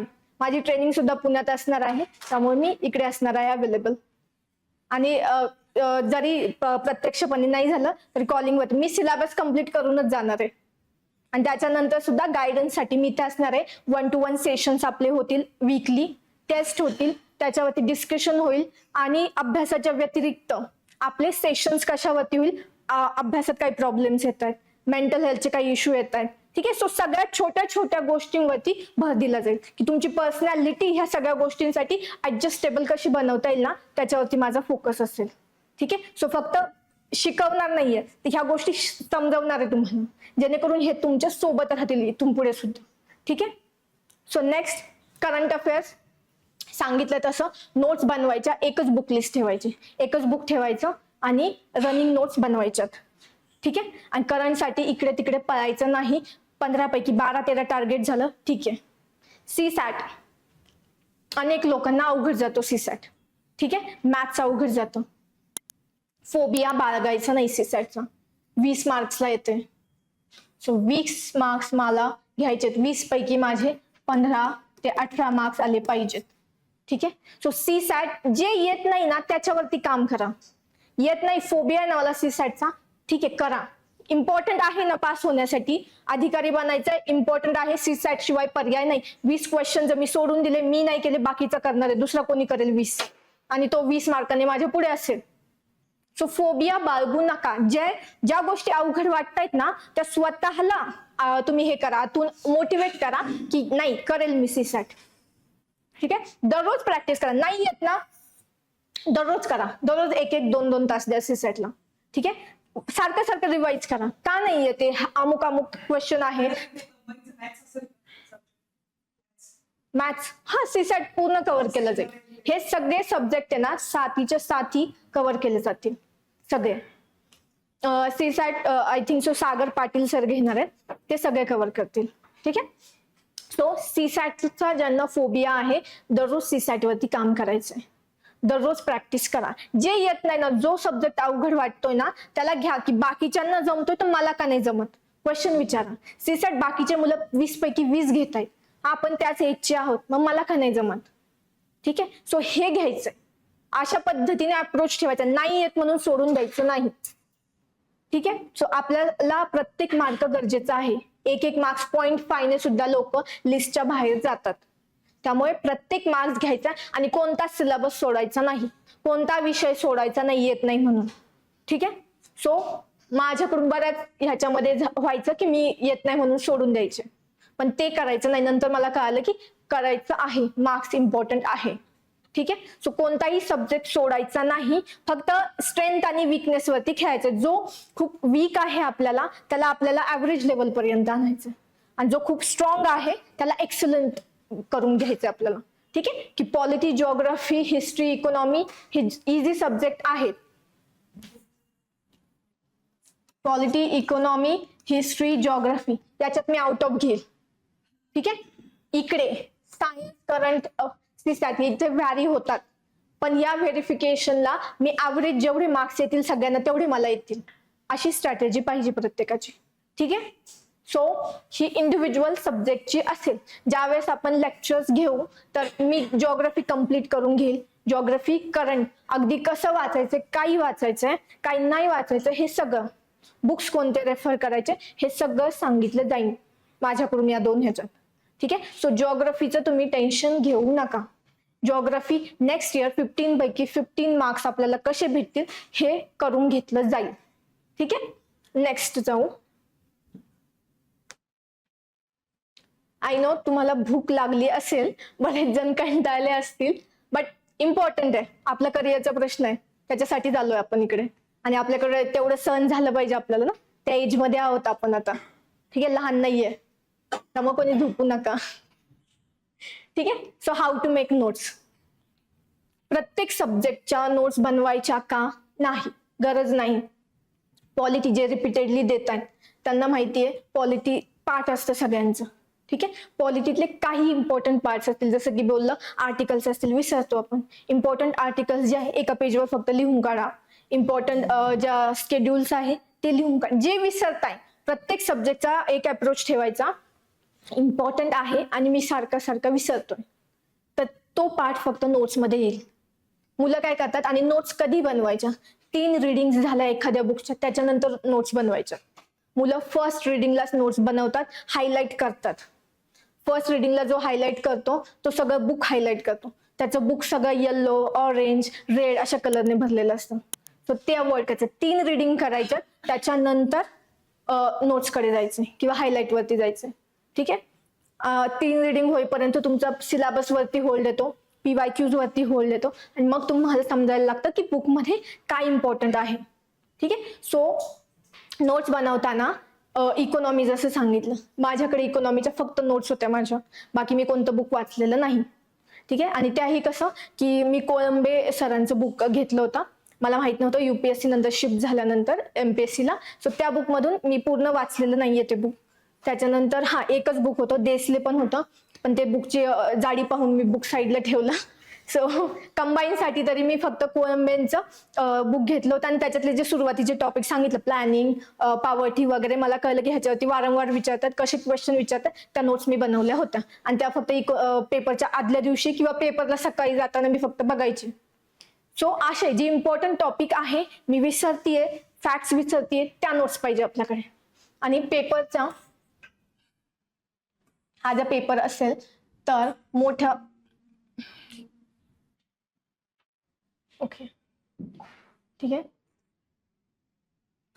हा जर पेपर असेल तर पेपरच्या 3 किंवा 2 पार्ट्स करा आणि त्यानंतर नोट्स बनवा. हे कमी हे होतं, जाडी कमी होती. आपल्याला पुन्हा बुक छापायचं नाहीये नोट्सचं. ठीक आहे. सो 10 ते 15 पेजेस इनफ प्रत्येक ह्याचं. सगळे टॉपिक्स त्याच्यामध्ये येणार नाही. नेक्स्ट करंटच्या नोट्स सांगितल्या बनवायच्यात. करंटच्या नोट्स बनवायच्यात कारण की आदल्या दिवशी इयर बुक रिवाइज होत नाही, प्रत्येक मंथली रिवाइज होत नाही. ठीक आहे. कंबाईन एक्झाम मध्ये एकच आहे की टाइम 1 तास आहे, 15 सेकंद एका ह्याला जर भेटत असतील तर त्या वेळेत माझ्या ब्रेन मध्ये आन्सर क्लिक झाला पाहिजे, तेवढ्या लवकर रिकॉल झाल्या पाहिजेत गोष्टी. त्यामुळे आदल्या दिवशी रिव्हिजन लागते, प्रत्येक सब्जेक्टला लागते. ठीक आहे. सो करंटच्या नोट्स बनवायच्यात. मी नंतर माझ्या नोट्स दाखवील, माझ्या करंटच्या नोट्स कशा होत्या, इकॉनॉमीच्या कशा होत्या प्रत्येकाच्या. आता मी फक्त इकॉनॉमीच्या बनवल्या होत्या, जिओग्राफीच्या नोट्स नव्हत्या माझ्या, त्याच्यानंतर पॉलिटीच्या नोट्स नव्हत्या, परंतु इथे प्रत्येकाचं व्हॅरी होईल. सायन्सच्या नोट्स नव्हत्या माझ्या. ठीक आहे. सो प्रत्येकाचं व्हॅरी होईल. जे इम्पॉर्टंट टॉपिक्स आहे इकॉनॉमीचे बनवा, फॅक्ट्स असतात. ठीक आहे. जिओग्राफीचे जसं की खनिज संपत्ती असेल किंवा काही असेल तर ते फॅक्ट्स आहेत तिथं, कोणत्या जिल्ह्यामध्ये आहे वगैरे, तर ते लक्षात घ्यायला नोट्स पाहिजे आदल्या दिवशी रिवाइज करायला. सो असं इम्पॉर्टंट आहे आणि आपण विसरतो त्याच गोष्टी नोट्समध्ये. आणि रनिंग नोट्स, याला रनिंग नोट्स बोलतात. ज्यावेळेस तुम्ही मार्चच्या एप्रिलमध्ये जाल, एप्रिल नंतर ह्या रनिंग नोट्स सुरुवात करायचं. एखादा सब्जेक्ट वाचतो, एखादा टॉपिक वाचतोय, इम्पॉर्टंट आहे तर फक्त इम्पॉर्टंट काय त्याचं ते लिहून घ्यायचं.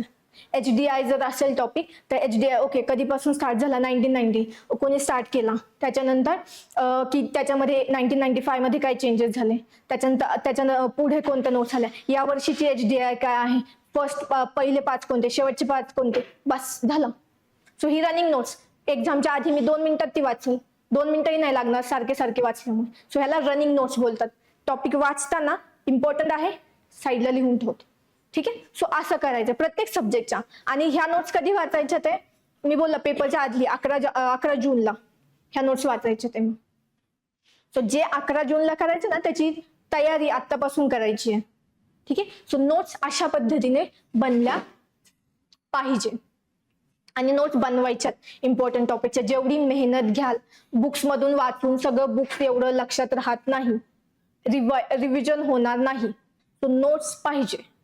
माझ्या राज्यसेवा मेन्सला सुद्धा मी बुक्स वाचले नाही, माझ्याजवळ नोट्स होते आणि मी 6 महिने फक्त नोट्सच वाचत होते. माझ्या बुक्स मी एकदा वाचले की बुक सोडून द्यायचे. ठीक आहे. सो असं नोट्स बनवायच्यात, एफर्ट्स घ्यायचेत. जेवढे एफर्ट्स घ्याल तेवढेच तिथे रिफ्लेक्ट होणार आहे पेपरमध्ये.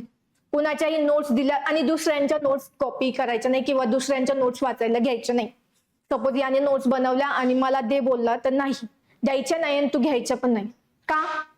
त्याने नोट्स बनवताना त्याची जी लेवल आहे ब्रेनची कॅपॅसिटी किंवा त्याला जे डेटा आहे त्याला काही गोष्टी माहित असतील, त्याने ते नोट्समध्ये टाकल्या नाहीयेत. ठीक आहे. परंतु त्या गोष्टी मे बी तुम्हाला माहित नसेल, मग त्याच्या नोट्स वाचताना त्याने जेवढं स्वतःला माहित नाही त्याच गोष्टी टाकल्यात. त्यामुळे दुसऱ्यांच्या नोट्स घ्यायच्या नाही, स्वतः बनवायचं. मेहनत करणं नाही याला बोलतात. दिवसभर लायब्ररीत फक्त बुक वाचणं म्हणजे मेहनत नाही. मेहनत हे की मला नाही येत ना त्या गोष्टी मी नोट्स मध्ये टाकेल. सो नोट्स बनवायच्यात. ठीक आहे. बुक्स वारंवार रिवाइज होत नाही त्यामुळे नोट्स रिव्हिजनला सोप्या पडतात. हाऊ टू रिवाइज मध्ये मी आधीच सांगितलं, रिव्हिजन म्हणजे रिरीडिंग नाही. आणि ही मिस्टेक मी माझ्या बाकी सगळे आधीचे जे अटेम्प्ट होते त्याच्यात केली होती. ठीक आहे. सेम रीड करते मी. एका सब्जेक्टला इतका टाइम झाला, आपण काय करतो, एक सब्जेक्ट घेतला 10 दिवस दिले, दुसरा सब्जेक्ट 10 दिवस, तिसरा 10 दिवस, चौथा 10 दिवस, पुन्हा मग परत सायकल पहिल्यापासून परत पुढच्याला 10 दिवस, दुसऱ्याला 10 दिवस. नाही. रिव्हिजनच्या मेथड एक आहे की 3, 7, 15, 30. ठीक आहे. आणि दुसरा डेली 1, 2, 1, 2, 3. ठीक आहे. 1, 2, 3, 4. म्हणजे काय तर एखादा टॉपिक तुम्ही आज वाचत असाल, ठीक आहे, आज जे वाचलं ते तिसऱ्या दिवशी रिवाइज करायचं. ठीक आहे. त्याच्यानंतर पुन्हा 7व्या दिवशी रिव्हिजन करायचे, पुन्हा 15 दिवशी तोच टॉपिक रिवाइज करायचा आणि पुन्हा 30व्या दिवशी तोच टॉपिक रिवाइज करायचा. सो ही एक सायकल झाली, रिव्हिजन सायकल. ठीक आहे. नेक्स्ट सायकल येते की आज म्हणजे इथे सपोज तुम्ही पॉलिटी वाचला, 3 दिवस वाचलेला आहे पॉलिटी, 7व्या दिवशी तो पॉलिटी पुन्हा रिवाइज करायचा, 15व्या दिवशी पुन्हा तो टॉपिक, याच्यानंतर 15 दिवस जे असतील रिवाइज करायचं, त्याच्यानंतर 30व्या दिवशी पुन्हा रिवाइज करायचं. ज्यावेळेस ही सायकल कम्प्लीट होईल ना, त्यावेळेस तुमचा सब्जेक्ट तो कम्प्लीट होईल, त्या टॉपिक वरती होल्ड होईल, तो रिव्हिजन होईल आणि त्याच्यानंतर ज्यावेळेस तुम्ही नेक्स्ट टाइम वाचाल खूप कमी वेळात तुमचं रिवाइज होईल. Next daily. आज जे वाचलंय ना, उद्या सकाळी अभ्यासाला बसायच्या आधी सकाळी ते आधी वाचून घ्यायचं, नंतर दुसऱ्या टॉपिक वरती जायचं. नंतर काय करायचं, तिसऱ्या दिवशी पहिला दिवस, दुसऱ्या दिवशी जे वाचले इकडे ते, आणि तिसऱ्या दिवशी जे वाचायचे ते, हे तिन्ही वाचायचं. चौथ्या दिवशी पहिल्या दिवशी जे वाचलंय ते, दुसऱ्या दिवशी जे वाचलंय ते, तिसऱ्या दिवशी जे वाचलंय ते, आणि चौथ्या दिवशी. आता तुम्ही बोलाल ह्याला खूप टाइम लागेल, ठीक आहे. इथे तुम्ही 1 दिवसात वाचलंय ना, हे तुम्हाला इथे 2 ते 3 तासात रिवाइज करायचं पहिल्या दिवशीचं. नंतर ह्याला परत तुम्हाला इथे 2 ते 3 तास लागतील, परंतु हे तुमचं हाफ आवर मध्ये होऊन जाईल, ठीक आहे. इकडे ज्यावेळेस जाईल ना, पहिल्या दिवशीचं वाचायला हार्डली 15 मिनिट्स लागतील, हे वाचायला अगेन 15 मिनिट्स. तो टाइम कमी कमी होत जातो, कारण की इथे असलेल्या गोष्टी तुम्ही दुसऱ्या दिवशी लगेच रिकॉल केल्यात, तिसऱ्या दिवशी लगेच रिकॉल केल्यात, सो ह्या गोष्टी डोक्यात जातात आणि नंतर टाइम कमी जातो.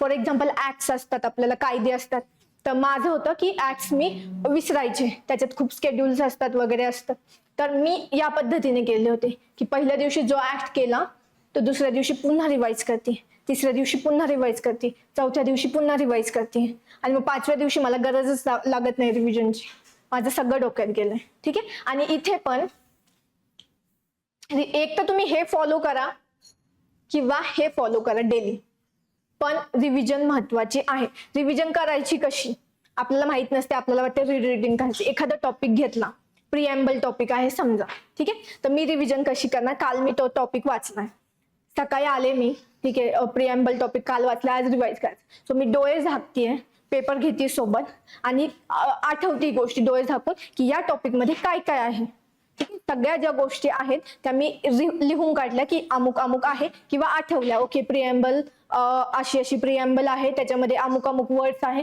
हे वर्ड्स या वेळी ऍड केलेले वगैरे. आणि काही डेटा मी विसरते पण मला आठवत नाहीये, ठीक आहे. मग मी काय करणार, वाचायला जाताना त्याच गोष्टी बघणार ज्या मी विसरले.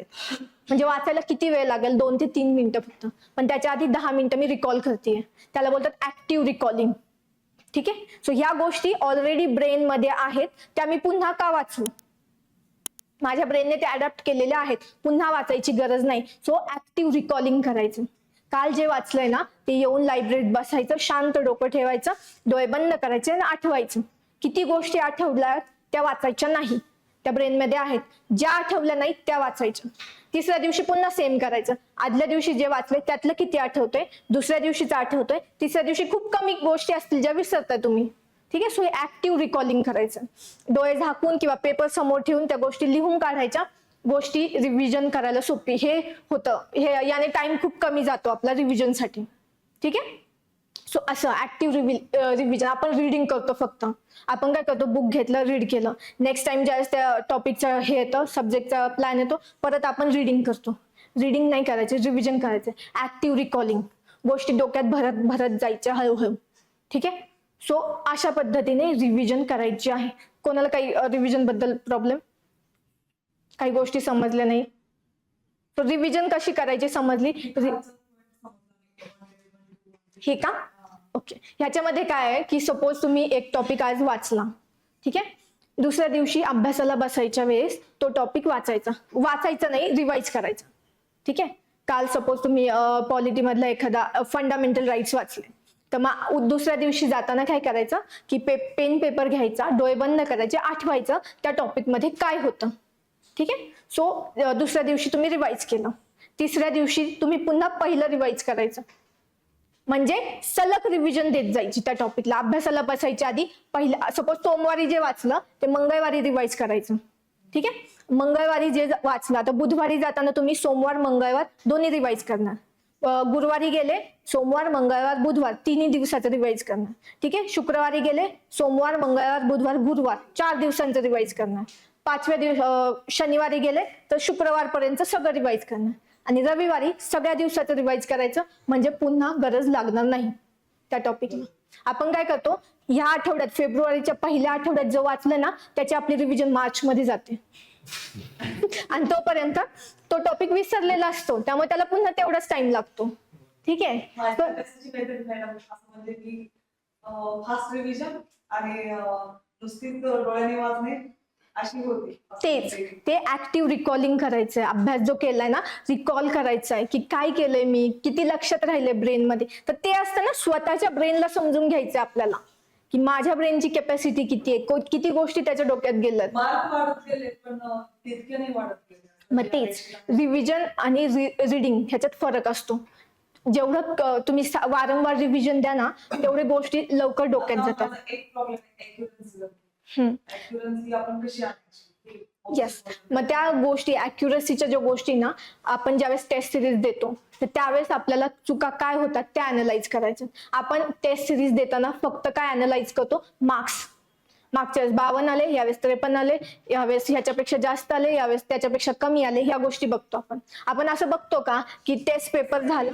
हे बघा आता 4 ऑप्शनल असतात की नाही, 4 ऑप्शनल पैकी तिथं आपण स्टडी आउट केलेला असतो तरी ते 4 ऑप्शनल पैकी जे आन्सर आहे ते आन्सर आपल्याला यायलाच पाहिजे ना. ते 3 आन्सर चुकीचं आहे आपल्याला क्लिअर झालेलं असतं. हा, मग तेच तर टेस्ट तसं का होतं आपण अॅनलाइज केलं पाहिजे ना की तिथे जाऊन मी चुका का करते. त्या 2 तासांमध्ये आणि त्या 1 तासांमध्ये. हा, मग त्यावेळेस येस,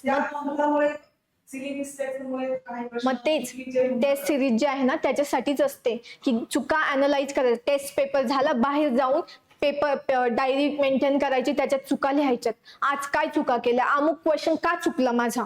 ठीक आहे, त्यावेळी मी दुसऱ्या कोणत्या गोष्टीचा विचार करत होते का, त्यावेळी मला माहिती होतं हे होतं आन्सर पण मी दुसऱ्या चुकीचं केलं. त्यावेळी गोल रंगवताना माझ्याकडून चूक झाली का, ठीक आहे, खालीवर क्वेश्चन झाला का, ह्या सगळ्या गोष्टी पाहायच्यात. मार्क्स पाहायचे नाहीये टेस्ट सिरीजचे, किती येऊ दे, 100 पैकी 100 आले तरी काही उपयोग नाही. ठीक आहे. सो टेस्ट सिरीज मध्ये जाताना या गोष्टी पाहायच्या की प्रत्येक क्वेश्चन का चुकला आणि का बरोबर आला.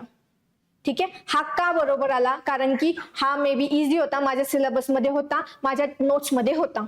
हा का चुकला, हा इझी होता, सगळ्यांचा बरोबर आलाय, माझा का चुकला. ठीक आहे, कारण की हा क्वेश्चन वाचताना मी वेगळा विचार करत होतो किंवा हा क्वेश्चन वाचताना माझा असा अप्रोच झाला. ठीक आहे. सो ह्या गोष्टी सिली मिस्टेक्स काय झाल्या याच्यावरती काम करायचं आपल्याला. ठीक आहे. सो आणि ह्या सगळ्या गोष्टी ना आपण शिकणार आहोत हळूहळू. ठीक आहे, कारण की याच गोष्टींवरती काम करायचंय. पुस्तकं सगळ्यांना वाचता येतात, सगळं मटेरियल अवेलेबल आहे. ठीक आहे. सो त्यामुळे या गोष्टी इम्प्लिमेंट करायला, ज्या मिस्टेक्स बाकीच्यांनी केल्या आपल्याला करायच्या नाही. कारण की एक मिस्टेक म्हणजे एक अटेम्प्ट, 1 वर्ष, आपली एनर्जी, आपली फायनान्शियल जी आहे तो सगळा खर्च होतो. त्यामुळे एक अटेम्प्ट आणि त्यातच एक्झाम मधून आपल्याला पोस्ट घेऊन बाहेर जायचं. ठीक आहे. आपण इकडे पंचवार्षिक योजना करायला आलेलो नाही. ज्या मिस्टेक सगळ्यांनी केल्या आपण मेन काय करतो, ज्या मिस्टेक सगळ्यांनी केल्या त्याच आपण होऊ दे. मिस्टेक्स आपल्याकडे अलाउडच नाहीये. लवकर यायचंय, फ्रेश आहोत, एनर्जी लावायची आहे, एक्झाम क्रॅक करायचं आणि बाहेर जायचं. ठीक आहे. इथे सायकल मध्ये सदाशिव पेठ, शनिवार पेठ, अमुक पेठ तसं करायचं नाही. गोल गोल फिरायचं नाहीये. इथे यायचंय, लायब्ररीत जायचंय, एक्झाम द्यायचे, बाहेर जायचं. ठीक आहे. सो तो अप्रोच असला पाहिजे. त्यामुळे मिस्टेक करायच्या नाही. ठीक आहे. स्वतःला सांगायचंय की जे बाकीचे मिस्टेक करतात ते मला करायच्या नाही आणि मिस्टेक न कळत होतात. ठीक आहे. त्यामुळे आपण लक्ष ठेवायचं, ते सेल्फ अॅनलाइज करायचंय स्वतःला. ठीक आहे. आपला सिलेबस असेल, त्याच्यानंतर PYQ, टेस्ट सिरीज, याच्यातून स्वतःला आपल्याला एक्झाम साठी तयार करायचे. ठीक आहे. आता सम डूज म्हणजे अशा कोणत्या गोष्टी की ज्या तुम्हाला करायच्यात आणि काही गोष्टी ज्या करायच्या नाही. डूज मध्ये काय येतं, डेली सेल्फ इंट्रोस्पेक्शन. ठीक आहे. स्वतःचं इंट्रोस्पेक्शन आपल्याला दररोज करायचं. झोपायला जायच्या आधी मी दिवसभरात काय केलं, मी इथे अधिकारी बनण्यासाठी आलोय, त्या गोष्टीसाठी मी काय केलं. बरेच मुलं उठतात, सकाळी नाश्ता करतात, म्हणजे इकडे सगळे पेठेत सगळ्यांचं फिक्स टाइम टेबल आहे. 7 वाजता उठायचं, 8 वाजता आवरून नाश्त्याला जायचं, चहा पोहे खायचं, तिथे 9 वाजता जायचं, मग लायब्ररीत बसायचं, मग अमुक थोडासा न्यूजपेपर वगैरे बघितला, बुक काढलं, लगेच व्हिडिओ आपला मोबाईलकडे हात जातो, मोबाईलवरती मग इंस्टाग्राम वगैरे सगळं येतं. त्याच्यानंतर 12 वाजता टाइम, त्याच्यामध्ये मग एखादा फोन येतो, बाहेर जातो, आपण तासभर बोलतो, गेला टाइम. 12 वाजता जेवायचा टाइम होतो, चला 12 वाजता मेसला गेलो, 1-2 तास. आता पुण्यात येतो, दुपारची झोप पाहिजे, खूप दमलोय, सकाळपासून अभ्यास केलाय, तर मग दुपारी 1 तास झोप, ठीक आहे. 2 ते 3 ते 4 झोपले, 1 तास म्हणतात 2 तास होतात. नंतर चहाचा टाइम होतो, दुपार झाली, मित्रांचा फोन येतो, चहाचं दुकान ठरलेलं असतं, चहाच्या दुकानावरती जातो, तासभर गप्पा होतात. मग कसं तरी करत स्वतःला ढकलतो की चला जाऊ लायब्ररीत, फीस भरली तर. मग लायब्ररीत जायचं, 7 ते 8 वाचलं, लगेच जेवायचा टाइम झाला, 8 वाजले, चला जेवायला. जेवण झालं की दिवसभर एवढं हे केलंय, एखादा घरी कॉल करू किंवा इतर कोणाशी बोलू, झालं 10 वाजले, लायब्ररी बंद होण्याचा टाइम होतो 10-11 वाजता, चला बाहेर. अगेन दुसऱ्या दिवशी सेम रिपीट करा.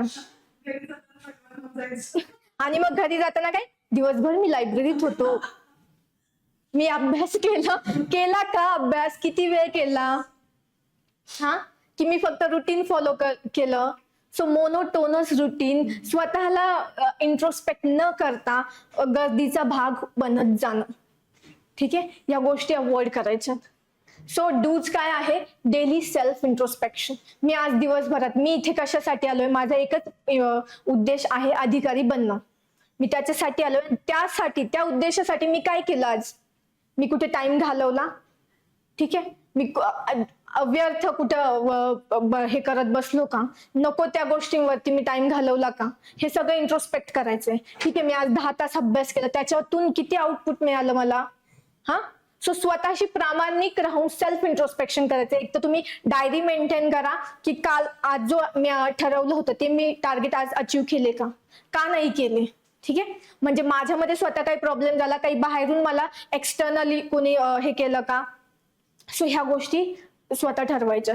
आज मी एवढं टार्गेट ठेवलं होतं, डेली शेड्यूल प्रत्येकाचा असणार आहे, तर या डेली शेड्यूल मध्ये माझे जे टार्गेट होते का नाही झाले किंवा किती झाले. एखादा टॉपिक ठीक आहे ठरवला होता पण नाही झाला, का नाही झाला, की ओके अवघड होता त्यामुळे मला समजायला थोडासा वेळ झाला. सो स्वतःशी ज्यावेळेस तुम्ही कनेक्ट व्हाल ना, त्यावेळेस गोष्टी सोप्या होतील.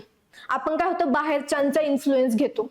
स्वतःशी कनेक्ट व्हा, स्वतःशी बोला की मी आज हे टार्गेट ठरवलं होतं, नाही झालं, का नाही झालं. आणि ज्यावेळेस तुम्ही स्वतःला समजाल ना, त्यावेळेस गिल्ट, फिअर या गोष्टी दूर होतात.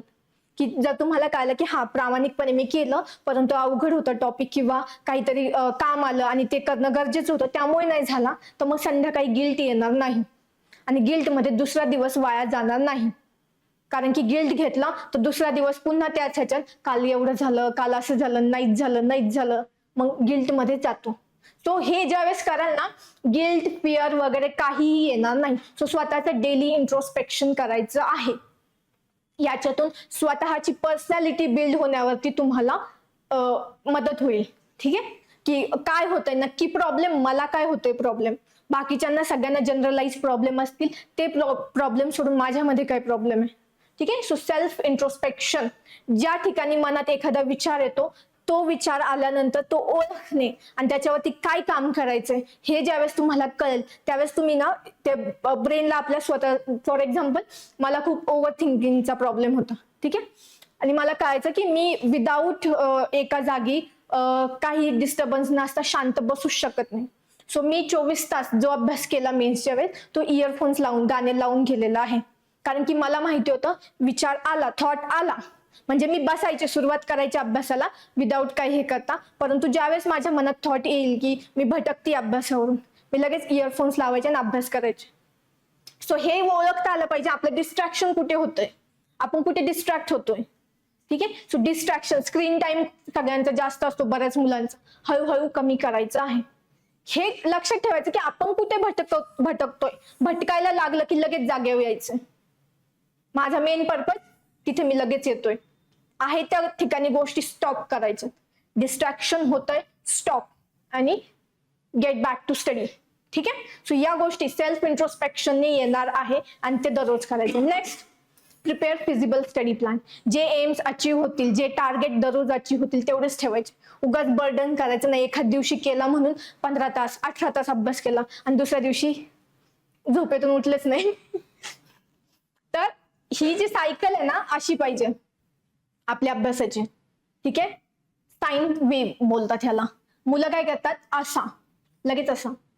सो अशी गेला ना एक दिवस कोणाचं तरी लेक्चर ऐकलं, फॉर एक्झाम्पल आज माझं लेक्चर ऐकलं, जाऊन दुसऱ्या दिवशी इतका अभ्यास केला 15-18 तास, तिसऱ्या दिवशी 2-3 तास, तिसऱ्या दिवशी पुन्हा कोणाचं तरी मोटिवेशन पाहिलं युट्यूब वरती, पुन्हा अधिकारी व्हायचंय 15 तास, नंतर पुन्हा खाली. असं झालं नाही पाहिजे. वेव अशी पाहिजे. आणि नॉर्मली ह्युमन ब्रेन असंच काम करतो. हळूहळू सुरुवात करायची आहे. ठीक आहे. म्हणजे काय की आज जर तुम्ही आज 24 तारीख 25 तारखेपासून सुरुवात केली तर लक्षात ठेवायचं 25 जानेवारी पासून 10 फेब्रुवारी पर्यंत जाईल तोपर्यंत मी खूप चांगला अभ्यास करेल. म्हणजे तुमचं ब्रेन सुद्धा खूप चांगलं काम करेल. ते कसं डिसिप्लिन, दररोजचं टार्गेट ठरलंय ते तुम्ही अचीव्ह करताय. पण इथे गेल्यावर लक्षात ठेवायचंय की ह्याच्यानंतर मे बी माझा ब्रेन तेवढ्या स्पीडने काम करणार नाही किंवा मी थकेल याच्यानंतर. ठीक आहे. सो आधीच कन्सिडर करायचंय की पीक आलाय तर डाऊन येणार आहे. सुखानंतर दुःख असतंच. ठीक आहे. सो इथपर्यंत आपला सुखी अभ्यास होत होता, एकदम जोमाने 15 दिवस आपण अभ्यास केला. तर इथेच आल्यावर लक्षात ठेवायचं की ज्या दिवशी माझा सगळ्यात जास्त अभ्यास झालाय त्याच्यानंतर हळूहळू कमी होईल, डाऊनफॉल येणार आहे. तर मग तो आधीच कन्सिडर करायचा. मग त्याच्यानंतर हळूहळू तुमची इथे जे ऍव्हरेज तुमचा 15 तास अभ्यास होत असेल तर इथे हळूहळू 11-10 असा होत जाणार आहे. आणि इथे मे बी एक दिवस असा येईल अभ्यासच करूशी वाटत नाही. ठीक आहे. आणि येतो हे सगळ्यांना आणि असंच नॉर्मल पाहिजे. ठीक आहे. इथे अभ्यासच करूशी वाटत नाही. मग काय करायचं, एक दिवस गॅप घेतला, काहीही करा जी गोष्ट आवडेल ते. फॉर एक्झाम्पल मला मूवीज पाहायला आवडायच्या, मी रूम मध्ये मूवी पाहत बसायचे. म्हणजे दिवसभर नाही, एखाद दिवस घेतला किंवा एखाद दिवस मी ऑफ घ्यायचे. कारण की मला समजलं होतं की मी इथपर्यंत खूप चांगला अभ्यास केला, ह्या दिवशी होत नाही माझा अभ्यास, सोडून दे. ठीक आहे मेघा, चालेल, तू आज दुसरं काहीतरी कर. मग ऑफ द ट्रॅक जाऊन वेगळं काहीतरी करा. पण असं नाही इथे 2-3 दिवस नाही गेले पाहिजे, एकच दिवस गेला पाहिजे. हा, किंवा 3-4 तास गेले पाहिजे. ठीक आहे. मग इथे आल्यावर लक्षात ठेवायचं स्वतःला हँडल करायचंय आपल्याला लो ह्याच्यामध्ये, डाऊनफॉल मध्ये, की ओके आता माझा डाऊनफॉल चालू आहे. ठीक आहे. मी आता स्पीड कमी झालंय, हे कमी झालंय माझं, परंतु इथे माझा पीक येणार आहे पुन्हा. सो हे या स्पीड इथे ओव्हर कॉन्फिडंट व्हायचं नाही की मी पिकला आहे म्हणजे असाच राहील, याच्यानंतर माझा डाऊनफॉल येणार आहे. आणि इथे असताना अंडर कॉन्फिडंट राहायचं नाही. इथे आल्यावर लक्षात ठेवायचं की इथे मला परत वरती जायचंय. मग हळूहळू ह्याच्यातून रिकव्हर होऊन पुन्हा वरती जायचंय. 15 दिवस चांगला अभ्यास केला, त्याच्यानंतर 15 दिवस तुमचा कमी होणार आहे. 15 दिवस पुन्हा वरती जाणार आहे तुम्ही, त्याच्यानंतर पुन्हा खाली जाणार. सो ह्या डाऊनफॉल फेज मध्ये स्वतःकडे लक्ष द्यायचं आणि लक्षात घ्यायचंय की या ठिकाणी मी एखादी ऍक्टिव्हिटी करेल आणि एखाद दिवस घेईल बॅक. म्हणजे कसं गिल्ट येणार नाही तुम्हाला. कारण की इथे आल्यानंतर ज्यावेळेस हा डाऊनफॉल स्टार्ट होतो ना, तर मुलं थोडंसं हे व्हायला लागतात की मी नाही, अभ्यास होत नाही माझा, इतका चांगला अभ्यास केला, बाकीच्यांपेक्षा मी इथे कमी करतोय वगैरे असं होतं. कम्पेअर करायचं नाही दुसऱ्यांना. बाकीच्यांनी मे बी इथे चांगला नसेल केला अभ्यास, त्यामुळे ते इथे चांगला करतायत. ठीक आहे. सो हे स्वतःला अनालाइज करायचंय की आला ठीक आहे, कमी होतोय, आज नाहीच होते अभ्यास, चालेल मी थोडंफार काहीतरी करेल, झाला तर झाला, नाही झालं तर एक दिवस ऑफ घेईल. पण एकच दिवस ऑफ घ्यायचं, वाहत जायचं नाही. एक दिवस घेतला ना, दुसऱ्या दिवशी लगेच अभ्यासाला यायचं.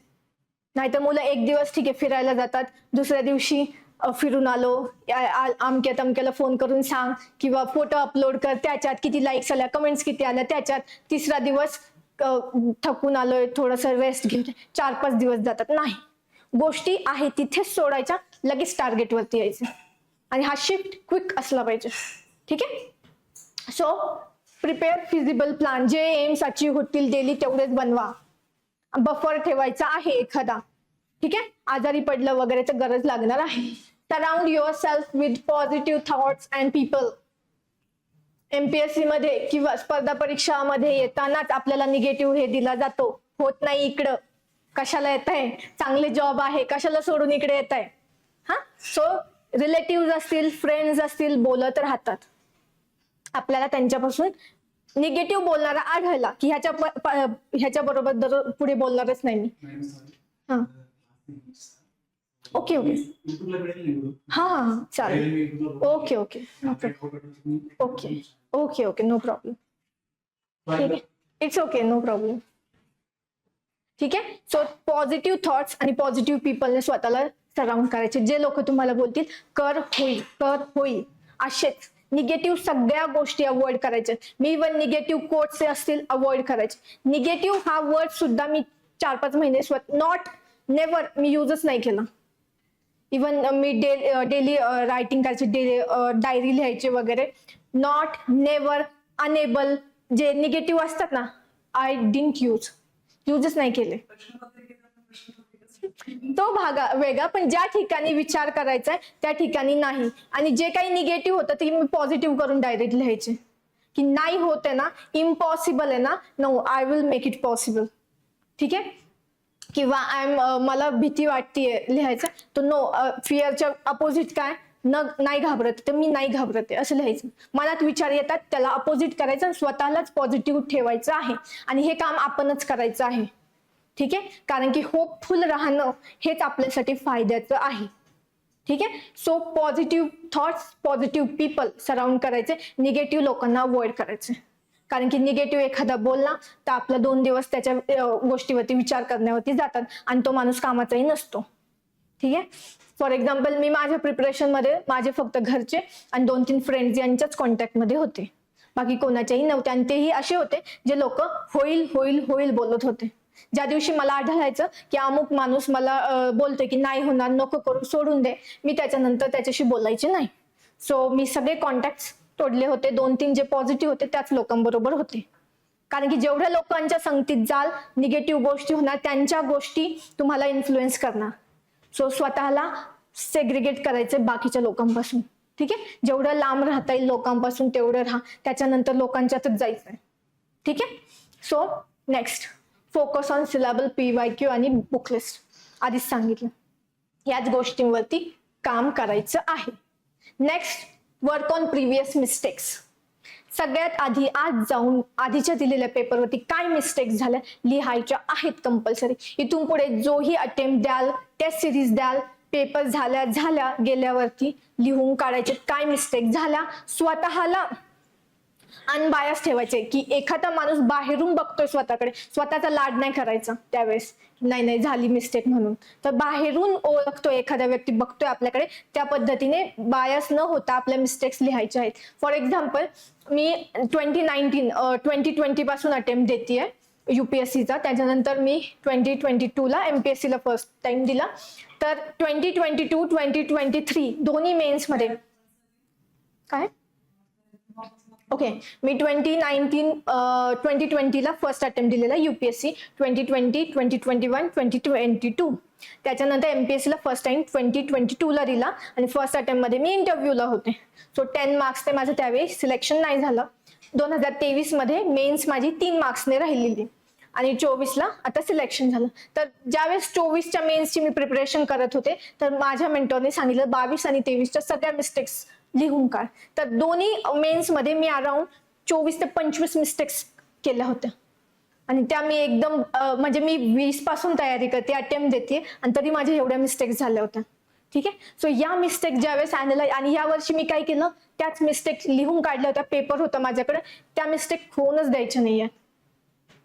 मिस्टेक पूर्ण मी ह्या वर्षी सगळ्या मिस्टेक्स अवॉइड केलेल्या आणि तेव्हा कुठे मी सिलेक्शन लिस्टमध्ये.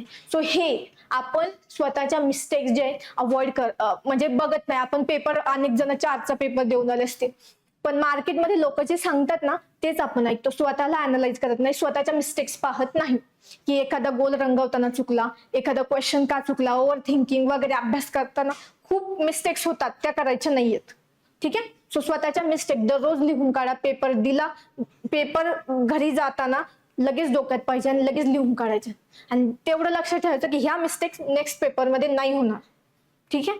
सो मिस्टेक्स वरती काम करायचं आहे. Next make small changes in routine to break the monotony.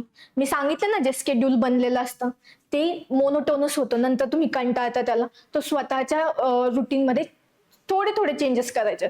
For example मी हिवाळ्यात जर अभ्यास करायचे तर हिवाळ्यात मी थंडी असते त्यामुळे रात्रीचा जास्त अभ्यास करायचे, सकाळी लेट उठायचे. उन्हाळ्यात माझं शेड्यूल काय असायचं, उन्हाळ्यात मी लवकर उठायचे, रात्री लवकर झोपायचे, सकाळी लवकर उठायचे. सो हे चेंजेस झाले. किंवा दररोज मी 7 वाजता उठते ना, तर मोनोटोनी ब्रेक करण्यासाठी मी आज 5 वाजता उठेल. थोडं पहाटेचं वातावरण आहे. ठीक आहे. कधी कधी मी सलग 15 दिवस 10 की 8 वाजता लायब्ररीत जाते ना, मी एखाद दिवशी 9 वाजता जाईल, एखाद दिवशी 7 वाजता जाईल. सो असे चेंजेस करायचे. एखाद दिवशी काहीतरी वेगळा अप्रोच ठेवेल मी. ठीक आहे. एखाद दिवशी दररोज चहा पितो, एखाद दिवशी कॉफी पिल. माझं असं होतं, कारण की मी एकदा गोष्ट करायला ठेवली ना, सलग तीच करायची, कारण की ते रुटीन मध्ये बसून जायचं. आणि मग त्याच्यानंतर फॉर एक्झाम्पल मी जर नाश्ता सुरू केला आजपासून, तर 15-20 महिनाभर मी पोहेच खाईल. आणि त्याच्यानंतर एक दिवस असा येईल की मला पोहे खाऊशी वाटणार नाही, मग मी रुटीन चेंज करेल, कारण की त्याचा इफेक्ट अभ्यासावर नको. मग त्या दिवशी मी दुसरं काहीतरी खाईल आणि सलग 15 दिवस मी तेच खाईल. मग असं की ज्या दिवशी तुम्हाला बोर वाटतंय ना, काहीतरी नवीन करायचं. ठीक आहे. दररोज मी सकाळी 7 वाजता चहाला जाते आणि मग अभ्यासाला बसते. नाही, ह्यावेळेस आज मी सकाळी जाईन, आधी कव्हर करेल आणि मग चहाला जाईन कव्हर झाल्यावरती. सो हे चेंजेस करायचे, दररोज सेम फॉलो नाही करायचं. ठीक आहे. आणि लक्षात ठेवायचं कुठे आपल्याला बोर होतोय, आणि स्वतःला आपण हा अभ्यास जो आहे ना स्वतः निवडलेला आहे, त्यामुळे बर्डन नाही करायचं कधी. नेक्स्ट, सो हे चेंजेस बनवायचे आहे. नेक्स्ट, आस्क फॉर हेल्प, आणि ते पण राईट माणसांना. हे जे स्पर्धा परीक्षा आहे ते हे एक ना जाळं आहे. तुम्ही जितका आत जाल ना, अंधार आहे सगळीकडे आणि तुम्ही फक्त हातपाय मारताय असं होतं. जेव्हा कधी प्रॉब्लेम येईल, मदतीसाठी विचारा. मी सुद्धा डिप्रेशन, एन्झायटी या सगळ्या फेजमध्ये गेलेली आहे. 6 वर्षाचा माझा प्रवास होता. तर मी सेग्रिगेट राहून तुम्हाला सांगितलं अभ्यास केला. परंतु एक काही यावर्षी माझी कंडिशन अशी होती की लायब्ररीत सकाळी उठून गेले तरी मला रडायला यायचं, फिअर व्हायचं इतकं की लिटरली मी बसूच शकत नव्हते लायब्ररीत. मग त्यावेळेस मी जे काही मेंटल हेल्थसाठी वगैरे टीचर्स काम करतात, मी रॅन्डमली कॉल करायची की मला गरज आहे, मला असं असं होतंय, हेल्प करा. ठीक आहे. So ask for help. आपण हेल्प कोणाला विचारतो? रूममेटला, जो 4-5 वर्ष अभ्यास करतो त्याला. ते लोक सेम सिच्युएशन मध्ये आहेत, आपल्या सिच्युएशन मध्ये आहेत. त्यांचा ज्या ऍडवाइस असणार आहे त्याच लेवलचे असणार आहे. ठीक आहे. सो असा कोणी जो या सगळ्या गोष्टीतून गेलाय, ज्याला या गोष्टी माहीत आहे आणि जो मला थोडी चांगली हेल्प करेल, अशा लोकांकडे जा. आपण मित्रांशी बोलतो, रूममेटशी बोलतो, तो सेम एजचा असतो, तोही सेम कंडिशन मध्ये असतो. मग ते असं होतं, निगेटिव्ह होत जातं. ठीक आहे. सो आस्क फॉर हेल्प, आणि चांगल्या लोकांना विचारा, पॉझिटिव्ह लोकांना विचारा हेल्पसाठी. आणि कधी, फॉर एक्झाम्पल मी आहे, मला तुम्ही कधीही काहीही प्रॉब्लेम आला विचारू शकता. असं नाहीये की तुम्ही क्लास लावला तरच विचारा. मी खूप स्टुडंट्सच्या कॉन्टॅक्टमध्ये आहे आणि मी सांगितलेलं आहे 24/7 मी स्टुडंटला हेल्प करण्यासाठी रेडी आहे. कारण की मी स्वतः या कंडिशनमध्ये गेलेली आहे. किती वाईट सिच्युएशन असते हे मला माहिती आहे. ठीक आहे. आपण सगळे खूप ग्रामीण बॅकग्राऊंड मधून येतो, तर आपल्याला माहिती फायनान्शियल वगैरे सगळे प्रॉब्लेम्स असतात. सो शेअर करा. ठीक आहे. तुम्ही माझा नंबर घ्या किंवा टेलिग्राम वरती चॅनल आहे त्याच्यावरती कधीही डाऊट्स टाका की मॅम असा प्रॉब्लेम होतोय, काय करू. I will be there to help you. ठीक आहे. So ask for help. जिथे वाटतंय की आपल्याकडून नाही होते, हेल्प मागा. Next, productive use of mobile. Mobile is a big distraction now. ठीक आहे. डिस्ट्रॅक्शन आहे, प्रोडक्टिव्ह यूज करायचं. ठीक आहे. एखादी टेस्ट येते किंवा मग क्वेश्चन्स टाकले जातात टेलिग्राम वरती, त्याच्यासाठी यूज करायचं, फक्त व्हिडिओ बघण्यासाठी, बाकी कशासाठी यूज करायचं नाही. Next, work on your weaknesses. Weakness काय आहेत आपल्या? मी डिसिप्लिन नाहीये, किंवा मी टाइम टेबल फॉलो करत नाहीये, माझ्याकडून प्लॅन केलं जात नाहीये. कोणत्या वीकनेस आहेत, सब्जेक्टमध्ये काय डिफिकल्टीज ओळखायच्या आहेत. Next, enjoy your study. You chose this path. तुम्ही इथे जबरदस्ती पाठवलेले नाहीयेत, तुम्ही त्या एजचे आहात आणि हा तुमचा डिसिजन आहे. तुम्हाला स्वतःला करायचंय म्हणून तुम्ही आलात. सो एन्जॉय करा स्टडी. ठीक आहे.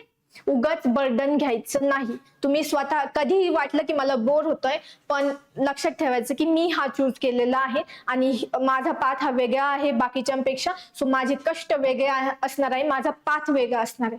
ठीक आहे, त्यामुळे अभ्यास एन्जॉय करायचा आहे, कधी बर्डन घ्यायचं नाही. ठीक आहे, कारण की दुसऱ्यांशी कम्पेअर करायचं नाही. आपले बरेच मित्र असतात जे जॉबला असतात, ज्यांची लाईफ वेगळी असते, आणि त्यामुळेच इंस्टाग्राम असेल काही असेल बंद ठेवायचं आहे. गरज नाही. बघितलं की आपल्याला वाईट वाटतं की बाकीचे एन्जॉय करतायत, बाकीचे फिरायला जातायत आणि मी लायब्ररीत येऊन दररोज बसतोय, साधे कपडे घातले आणि बसतोय, बाकीचे पहा किती हे मजा करतायत वगैरे. सो लांब राहायचं गोष्टी. डिस्ट्रॅक्ट होत आहे ना, आउट. मला गरजेचं नाहीये. माझा पाथ वेगळा आहे, माझं ध्येय वेगळं आहे आणि मी काहीतरी पर्पजने या ठिकाणी आलेलो आहे. त्यामुळे कम्पेअर करायचं नाही आणि एन्जॉय करायचं आहे स्टडी. ज्यावेळेस स्टडी एन्जॉय कराल ना, तुम्ही 10 नाही 12 तास 15 तास बसू शकता. परंतु ज्यावेळेस तुम्ही मनात आणाल ना, यार काय अभ्यास करतोय, त्यावेळेस बोर होणार आहे. Next, be discipline, be consistent, be patient. ठीक आहे, कन्सिस्टन्सी इम्पॉर्टंट आहे. अगेन 4.5 महिने अभ्यासच करायचा आहे.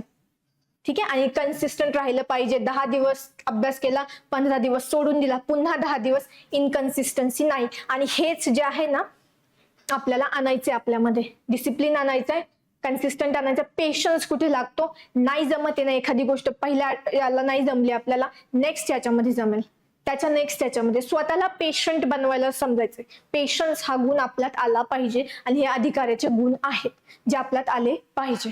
ठीक आहे, सो हळूहळू या गोष्टी ना करायच्यात, इम्प्लिमेंट आपल्या स्वतःमध्ये आणायच्या आहेत.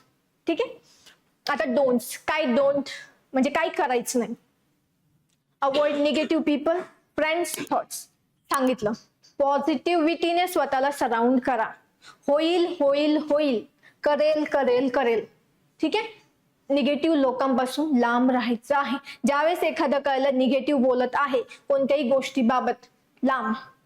ठीक आहे, next, avoid social media strictly. Telegram debates सुद्धा अवॉइड करायचे आहे. कट ऑफ डिस्कशन अवॉइड करायचे आहे. माझा 2023चा जो मेन्सचा होता, तर मे बी त्याच्यामुळेच की मी नवीन UPSCतून MPSCला शिफ्ट झाले होते. टेलिग्राम माझ्याकडे आधी नव्हतं, फर्स्ट टाइम मी यूज करायला शिकले त्यावेळेस. तर हे ग्रुपवरती डिस्कशन व्हायचे, अमुक कट ऑफ लागन, तमुक कट ऑफ लागन, आणि त्याच्यामुळे फिअर एन्झायटी येत गेलं.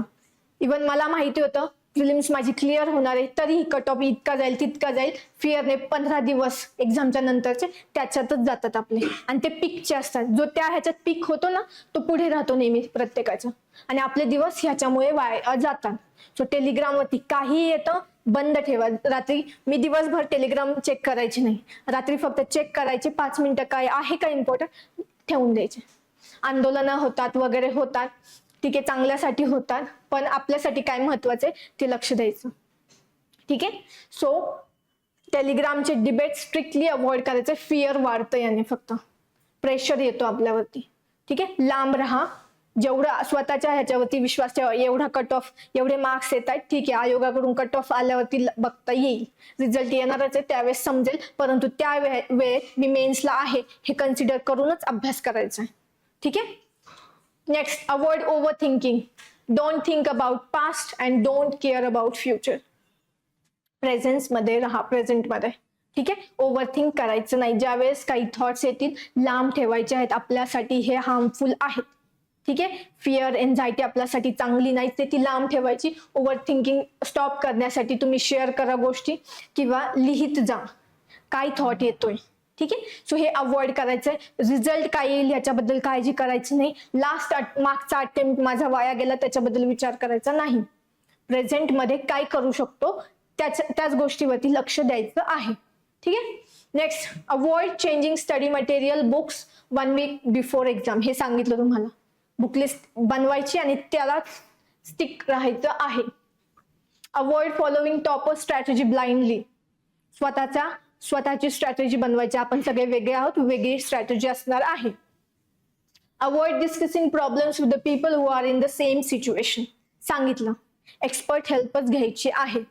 सेम सिच्युएशनच्या लोकांशी, ज्या लोकांनी प्रिलिम्सच कधी क्रॅक केली नाही, त्यांच्याकडून आपण ऍडवाइस घ्यायला जातो की कसा अभ्यास करू, हो की नाही. एखादा मुलगा असतो फक्त प्रिलिम्सच क्रॅक करतो 4-5 वर्ष, मेन्स क्रॅक होत नाही. आणि त्याच्याकडे आपण जातो की कसा अभ्यास करू. त्याला स्वतःचे प्रॉब्लेम, त्याला स्वतःच्या मिस्टेक्स 4 वर्षात कळल्या नाही, तो तुम्हाला काय गाईड करणार आहे. बरोबर ना. आपण त्यांना विचारतो बिकॉज सिनियर. ठीक आहे. मग लक्षात ठेवा, जे लोक 4-4, 5-5 वर्ष अभ्यास करतात ते कधी कधी सिलेक्ट होत नाही. जो 1 वर्ष अभ्यास करतो तो सिलेक्ट होतो. सो आपलं हे चुकतं. आपण त्यांच्याकडून ऍडवाइस घ्यायला जातो की सांग बाबा कसा करू अभ्यास. त्याला स्वतःच्या चुका अजून समजल्या नाही, तो 4 वर्ष काम करतोय, त्याने स्वतःच्या मिस्टेक्स वरती काम केलं नाही, तो आपल्याला काही सोल्युशन देईल. सो नेहमी चांगल्या लोकांकडून की एखाद्याने क्रॅक केली आहे त्याला विचारा का क्रॅक केली, कशी क्रॅक केली. ठीक आहे. सो असं आपल्यापेक्षा वरचा जो आहे ना त्याच्याकडून विचारा. Next, don't full your self and your parents. स्वतःला मूर्ख बनवू नका. करायचं नाहीये सोडून द्या, नाही होते सोडून द्या. ठीक आहे. पण घरच्यांना आणि स्वतःला मूर्ख बनवत बसू नका. अनेक मुलं आहेत, घरच्यांची परिस्थिती खूप आपली चांगली असते असं नाही. ग्रामीण भागातून येतो, शेतकरी कुटुंबाची पार्श्वभूमी असते आपली. इथे येऊन AC लायब्ररी लावतात, घरचे पैसे देतात, चांगली मेस आहे, क्लासला पैसे देतात. ठीक आहे. सो आपली अकाउंटेबिलिटी आहे, त्यांनी जो खर्च केला आपल्याला आपण त्याला आपलं रिपे करायचंय आपल्याला ते. सो त्यांना फुल बनवायचं नाही की 7 वाजता उठून फक्त कॉल करून सांगायचं की मी लायब्ररीत चाललोय आणि झोपून जायचं. ठीक आहे. फीज लायब्ररीची फी भरायची म्हणून पैसे घ्यायचे आणि दुसऱ्याच गोष्टीकडे उडवायचे. सो त्यांना मूर्ख बनवू नका आणि स्वतःला पण, बिकॉज हा तुमच्या करिअरचा विषय. हे 4-5 वर्षातच तुमचं करिअर बनवायचं आहे. त्याच्यानंतर करिअरचे ऑप्शन हळूहळू कमी होत जाणार आहे आणि स्वतःच्या करिअरशी खेळ करायचा नाहीये आपल्याला. ठीक आहे. नाही होते, तुम्हाला कळालं, सलग 2-3 प्रिलिम्स दिल्या नाही होते, ठीक आहे, दुसरा काहीतरी ऑप्शन पाहिजे आणि त्याच्यानंतर पुन्हा इकडे येईल. पण होत नाहीये, पण उगाच पुण्यात राहायचंय, घरचे पैसे देत आहेत म्हणून राहतोय असं नाही. आपल्यासाठी करिअर महत्वाचं आहे.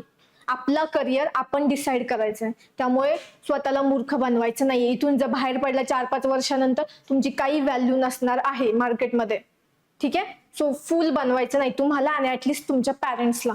नाही होते प्रामाणिकपणे त्यांना सांगा, काय चुका होत आहेत प्रामाणिकपणे सांगा. ठीक आहे. ते समजून घेतील आणि नेहमी अकाउंटेबिलिटी त्यांनाच द्यायची आहे. तुमची अकाउंटेबिलिटी तुम्हाला आणि तुमच्या पॅरेंट्सला असणार आहे. काही आज टेस्ट दिली, मार्क्स सांगा, का कमी आले, का जास्त आले ते सांगा. आज एखादं लेक्चर झालं, त्या लेक्चरमध्ये काय झालं ते सांगा. पण प्रामाणिकपणे सांगा, खोटं सांगू नका. ठीक आहे. And then all the best. ठीक आहे. सो या सगळ्या गोष्टी लक्षात घ्यायच्या आणि आपला अभ्यास प्लॅन करायचा आहे. आय होप तुम्हाला सगळ्या गोष्टी क्लिअर झाल्या असतील. आणखी काही डाऊट असेल तर आता तुम्ही विचारा. इव्हन मी इकडे अकॅडमीत असते, कधीही येऊ शकता, मला कधीही कॉल करू शकता. काही डाऊट्स आहेत का अजून?